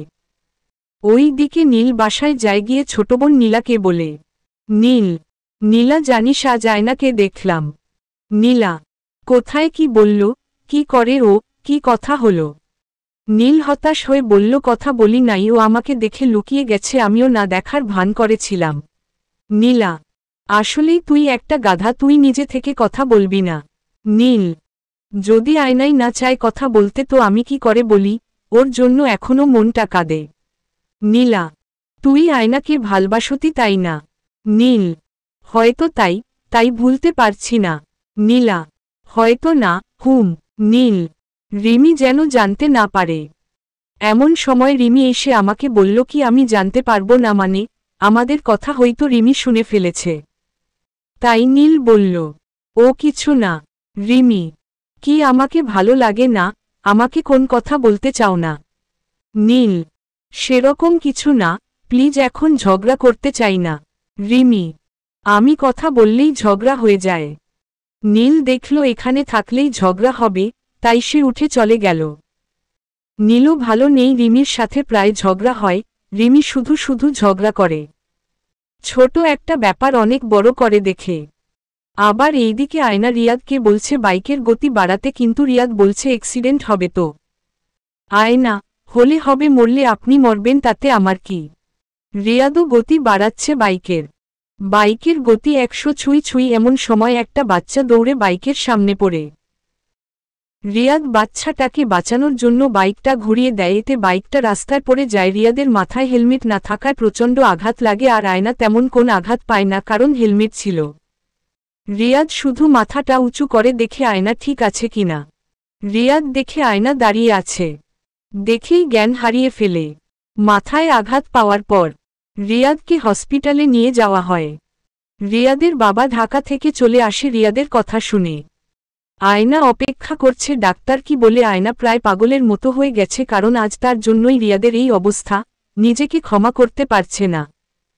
দেওয়াল ঘেঁষে বসে আছে আয়না, এমন সময় ডাক্তার বের হয়। আয়না, ডাক্তার, ডাক্তার, উনি ঠিক আছে তো? ডাক্তার, হুম। শুনে দীর্ঘ একটা শ্বাস নেয় আয়না। কিন্তু উনি অনেক দিন হাঁটতে পারবে না, কিন্তু কিছুদিন গেলে ধরে ধরে হাঁটাহাঁটি করাবেন। আয়না, হুম। ডাক্তার, আর হ্যাঁ, উনার এখানে থাকার দরকার নেই, ব্যান্ডেজ করে দিয়েছি, 7 দিন পর বাসায় নিয়ে যেতে পারেন। আয়না ভিতরে যাবে এমন সময় ফোনটা বেজে উঠে, ফোনের দিকে তাকিয়ে দেখে আয়নার মা ফোন করছে। আয়না, হ্যালো মা, তুই কোথায়? আয়না, জলদি বাড়ি আয় মা। আয়না, কেন মা, কি হইছে? ইমরান জানি কেমন করতাছে, তাড়াতাড়ি বাড়ি আয়। ইমরান আয়নার ছোট ভাই। কাউকে কিছু না বলে আয়না চলে গেল নিজের বাড়ি। এদিকে রিয়াদের জ্ঞান ফিরতেই আয়নার কথা জিজ্ঞেস করল তার বাবাকে, কিন্তু রিয়াদের বাবা বলল, কই জানি গেল, কিন্তু বলে গেল না। আমারই ভুল হইছে ওর সাথে বিয়ে দিয়ে। স্বামীর বিপদে বউ পাশে নেই। রিয়াদ, বাবা আমাদের কাউকে লাগবে না, আমরা বাবা ছেলে দুজনেই তো ভালো ছিলাম। রিয়াদের মনে অনেক অভিমান জমে আছে। আয়না তার স্ত্রী, কিন্তু সে তার পাশে নেই। রাত 8টার সময় আয়না আসে হসপিটালে। আয়না রিয়াদকে জিজ্ঞেস করে, এখন কেমন আছেন? রিয়াদ অন্য দিকে মুখ করে সেটা না জানলেও চলবে, আপনি তো চেয়েছিলেন আমি মরে যাই, এতে আপনি মুক্তি পাবেন। এত নাটকের দরকার নেই। আমাকে রিলিজ দিলে আপনাকে ডিভোর্স দিয়ে দিব। আয়না, আপনি আমাকে ভুল বুঝবেন না, আসলে আমি। রিয়াদ, থাক বলতে হবে না। আয়না, আপনি কিন্তু আমাকে শুধু শুধু ভুল বুঝছেন। রিয়াদ, কোনটা শুধু শুধু ভুল আমাকে শিখাতে আসবেন না, রেগে। আয়না, প্লিজ রেগে যাবেন না, সমস্যা হবে আপনার। রিয়াদ, আমার কিছু হলে তো আপনি খুশি তাই না, তাহলে রেগে যাব না কেন? এমন সময় রিয়াদের বাবা আসলো, এসে বলল আয়নাকে, দেখো মা, আমি শুধু তোমার বাবার কথা রেখেছি যার জন্য তোমার সাথে আমার ছেলের বিয়ে দিয়েছি। আয়না, বাবার কথা রাখছেন মানে? তোমার বাবার কথা। তোমার বাবা আমার অফিসে কাজ করত কিন্তু একদিন। আয়না, প্লিজ রেগে যাবেন না, সমস্যা হবে আপনার। রিয়াদ, আমার কিছু হলে তো আপনি খুশি তাই না, তাহলে রেগে যাব না কেন? এমন সময় রিয়াদের বাবা আসলো, এসে বলল আয়নাকে, দেখো মা, আমি শুধু তোমার বাবার কথা রেখেছি যার জন্য তোমার সাথে আমার ছেলের বিয়ে দিয়েছি। আয়না, বাবার কথা রাখছেন মানে? তোমার বাবার কথা। তোমার বাবা আমার অফিসে কাজ করত কিন্তু একদিন।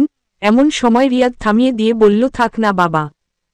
আবার আয়না বলল, আমি জানি মা বলছে বাবা আপনার জীবন বাঁচিয়েছে। আর বাবা এটা বলে গিয়েছিল আমাকে ভালো ছেলের সাথে বিয়ে দিতে।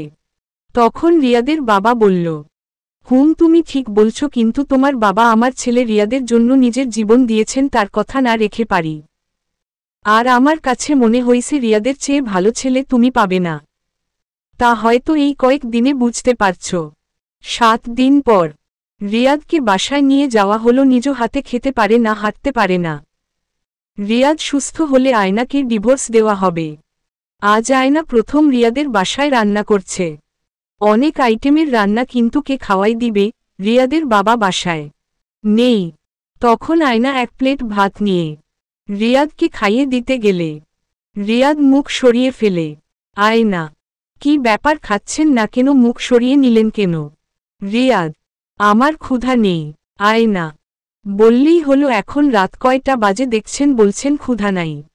সোজা করে বললেই তো হয় আমার হাতে খেতে চান না। রিয়াদ, তাহলে বুঝতেই যখন পারছেন, তাহলে জোর করছেন কেন? আয়না, কারণ জোর খাটানোর অধিকার আমার আছে। রিয়াদ, কিসের অধিকার?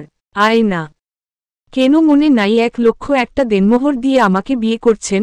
আয়না তখন রিয়াদের হাতটা ধরে, দেখেন সত্যি আমার ভুল হইছে, আপনার সাথে একটু বাড়াবাড়ি করে ফেলছি, প্লিজ আমাকে মাফ করে দেন। রিয়াদ, আরে মাফ চাওয়ার কিছু নেই, ভুল তো আমারই, আপনার পারমিশন নিয়ে বিয়ে করা উচিত ছিল কিন্তু তা আমি করিনি। আয়না, না ঠিক আছে, আপনার মতো এমন স্বামী পাওয়া যে কোন মেয়ের ভাগ্যের ব্যাপার, কিন্তু আমি আসলে অন্য একজনকে ভালোবাসি, কিন্তু একতরফা। রিয়াদ, আমি বুঝতে পারলাম না, বিষয়টা আমাকে খুলে বলুন। আয়না, তাহলে আপনাকে খাওয়াতে খাওয়াতে বলি। রিয়াদ, তারপর আয়না নীলের সাথে কেমন করে দেখা, কি হয়েছে সব শুরু থেকে শেষ পর্যন্ত বলল। রিয়াদ সব শুনে আয়নাকে বলল, এখন আপনি কি করতে চান? আয়না, কি করব বুঝতেছি না, কারণ নীল তো বিয়ে করে ফেলেছে। রিয়াদ, দেখেন কি করবেন, আমি আপনার সাথে আছি, কোনো হেল্প লাগলে বলবেন। রিয়াদ আর আয়নার মধ্যে বন্ধুত্ব হয়, এভাবে কিছুদিন কেটে যায়। দুজনের মধ্যে এত মিল দেখে রিয়াদের বাবা আবার ঢাকা চলে যায়। রিয়াদও সুস্থ হতে থাকে। আরও 2 মাস কেটে যায়। রিয়াদ এখন সুস্থ, আজ অফিসে যাবে। আয়না, আপনি কোথাও বের হবেন নাকি? রিয়াদ, অফিস যাব। আয়না, না গেলে হয় না, একা একা বাড়িতে ভালো লাগবে না। রিয়াদ, আপনিও চলেন তাহলে অফিসে। আয়না, আমি আর যেতে চাই না। তাহলে কিছু টাকা দেন, শপিং করে আসি। রিয়াদ, আলমারিতে রাখা আছে, যা লাগবে নিয়ে নিবেন। রিয়াদ অফিসে চলে গেল। রিয়াদ আয়নাকে ভালোবেসে ফেলেছে। এখন আয়না তাকে ভালোবাসতে পারবে কিনা জানে না। অফিস গিয়ে মনটা ছটফট করছিল আয়নার জন্য, তাই ঘণ্টাখানেক পর অফিস থেকে বাসায় চলে আসে হাতে একটা লাল গোলাপ নিয়ে। আজ আয়নাকে প্রপোজ করবে। বাসায় ঢুকতেই দরজা খোলা দেখতে পেল, আর একটু যেতেই নীলকে দেখে নীলকে দেখে রিয়াদ বাসা থেকে বের হয়ে চলে আসে। রিয়াদ তো বলেই গিয়েছিল নীল ছাড়া আয়নার জীবনে আর কেউ নেই, মেনে নিতে পারবে না। রাত 10টায় রিয়াদ বাসায় আসে কিন্তু আয়নাকে কোথাও দেখতে পায় না। টেবিলের উপর ছোট একটা কাগজে লিখা আমি বাড়ি গেলাম। আয়না নীলকে এত ভালোবাসে যে রিয়াদকে একটু বলার সময় হলো না। সত্যি মানুষ বড়ই অদ্ভুত। রিয়াদ আমি এখন আয়নাকে ভুলব কি করে। 2 দিন পর আয়নার বাসায় ডিভোর্স লেটার পাঠিয়ে দিল রিয়াদ। ডিভোর্স লেটার পেয়ে আয়না অবাক হয়ে যায়। আয়নার মা জিজ্ঞেস করে কিসের কাগজ এটা। আয়না, মা আমাকে যেতে হবে। মা, 2 দিন হলো আসলি, আর আজই চলে যাবি। আয়না চলল রিয়াদের কাছে। আয়না বাসায় গিয়ে দেখল পুরো বাড়ি ফাঁকা। রুমে গিয়ে দেখল রিয়াদ বসে গ্লাসে ঢেলে কিছু একটা খাচ্ছে, আর বিশ্রী একটা গন্ধ আসছে। আয়না রাগী লুক নিয়ে রিয়াদের সামনে দাঁড়ায়, আর বলে এটা কি? রিয়াদ, এটা একটা কাগজ। আয়না, কিসের কাগজ? রিয়াদ, আমি কি জানি এটা কিসের কাগজ। মিস্ত্রিকে জিজ্ঞেস করতে হবে কি দিয়ে বানাইছে, নেশায়। আয়না, এই সব কি খাচ্ছেন? রিয়াদ, ওমা আপনি জানেন না আমি ছ্যাঁকা খাইছি, তাই এই মদ খাচ্ছি দেবদাস আমি। এতে আয়নার রাগ উঠে প্রচুর, তাই রিয়াদের শার্টের কলার ধরে ইচ্ছে মতো থাপ্পড়ায়। আর শালা আমাকে ডিভোর্স লেটার দিয়ে দেবদাস। একবার জিজ্ঞেস করছিলি আমি তোকে ভালোবাসি কিনা। থাপ্পড়ের খেলায় রিয়াদের নেশা কেটে যায়। রিয়াদ, এই আমাকে মারছেন কেন? আপনি এখানে কেন? আয়না, এখনই নেশা ছুটে গেছে। আবার কাগজ দেখিয়ে বলল, এটা কি? রিয়াদ, এটা কি আপনি ভালো করে জানেন? আয়না, আমাকে একবার জিজ্ঞেস করার প্রয়োজন মনে হলো না। রিয়াদ, ওইদিন নীলকে দেখলাম আর আমাকে না বলে চলে গেলেন। আয়না, আরে আমাকে জিজ্ঞেস করতেন। ওইদিন নীলকে আমি ডেকে নিয়ে আসছিলাম আমার শ্বশুর বাড়ি দেখাতে। আমি নীলের থেকে অনেক ভালো আছি, সুখে আছি। আর আপনি? রিয়াদ, সরি আসলে আমি এত কিছু জানি না। আয়না, এখন বললে হবে না। রিয়াদ, তাহলে? আয়না, আসলেই তুমি একটা পিচ্ছি, বুঝতে পারো না কি করতে হবে। 1 মাস পর সকালবেলা রিয়াদ গলা ছেড়ে এই কই গেলা আমার শার্টটা কই? আয়না, রান্না ঘর থেকে দেখো আলমারিতে আছে। রিয়াদ, কই পাচ্ছি না তো। আয়না, ভালো করে দেখো। কিছুক্ষণ পর আবার রিয়াদ ডাক শুরু করল, এই আমার প্যান্টটা কোথায়? আয়না, দেখো আলমারিতে রাখা আছে। কই আমি পাচ্ছি না তো।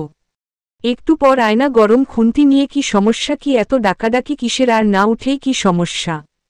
রিয়াদ, আরে খুন্তি রাখো আগে, কথা আছে। আয়না, কি কথা? রিয়াদ, দূরে থাকলে শুনতে পারবে, ওইটা রেখে কাছে আসো বলি। আয়না কাছে আসতেই হাত ধরে টান দিয়ে বিছানায় ফেলে জড়িয়ে ধরে। রিয়াদ, আরে কি করছো? রান্না বসাইছি। রাখো তো তোমার রান্না, আজ ছুটির দিন, বউ নিয়ে শুয়ে থাকবো 12টা পর্যন্ত, তা না সেই সকালে উঠে রান্না করতে চলে যায়।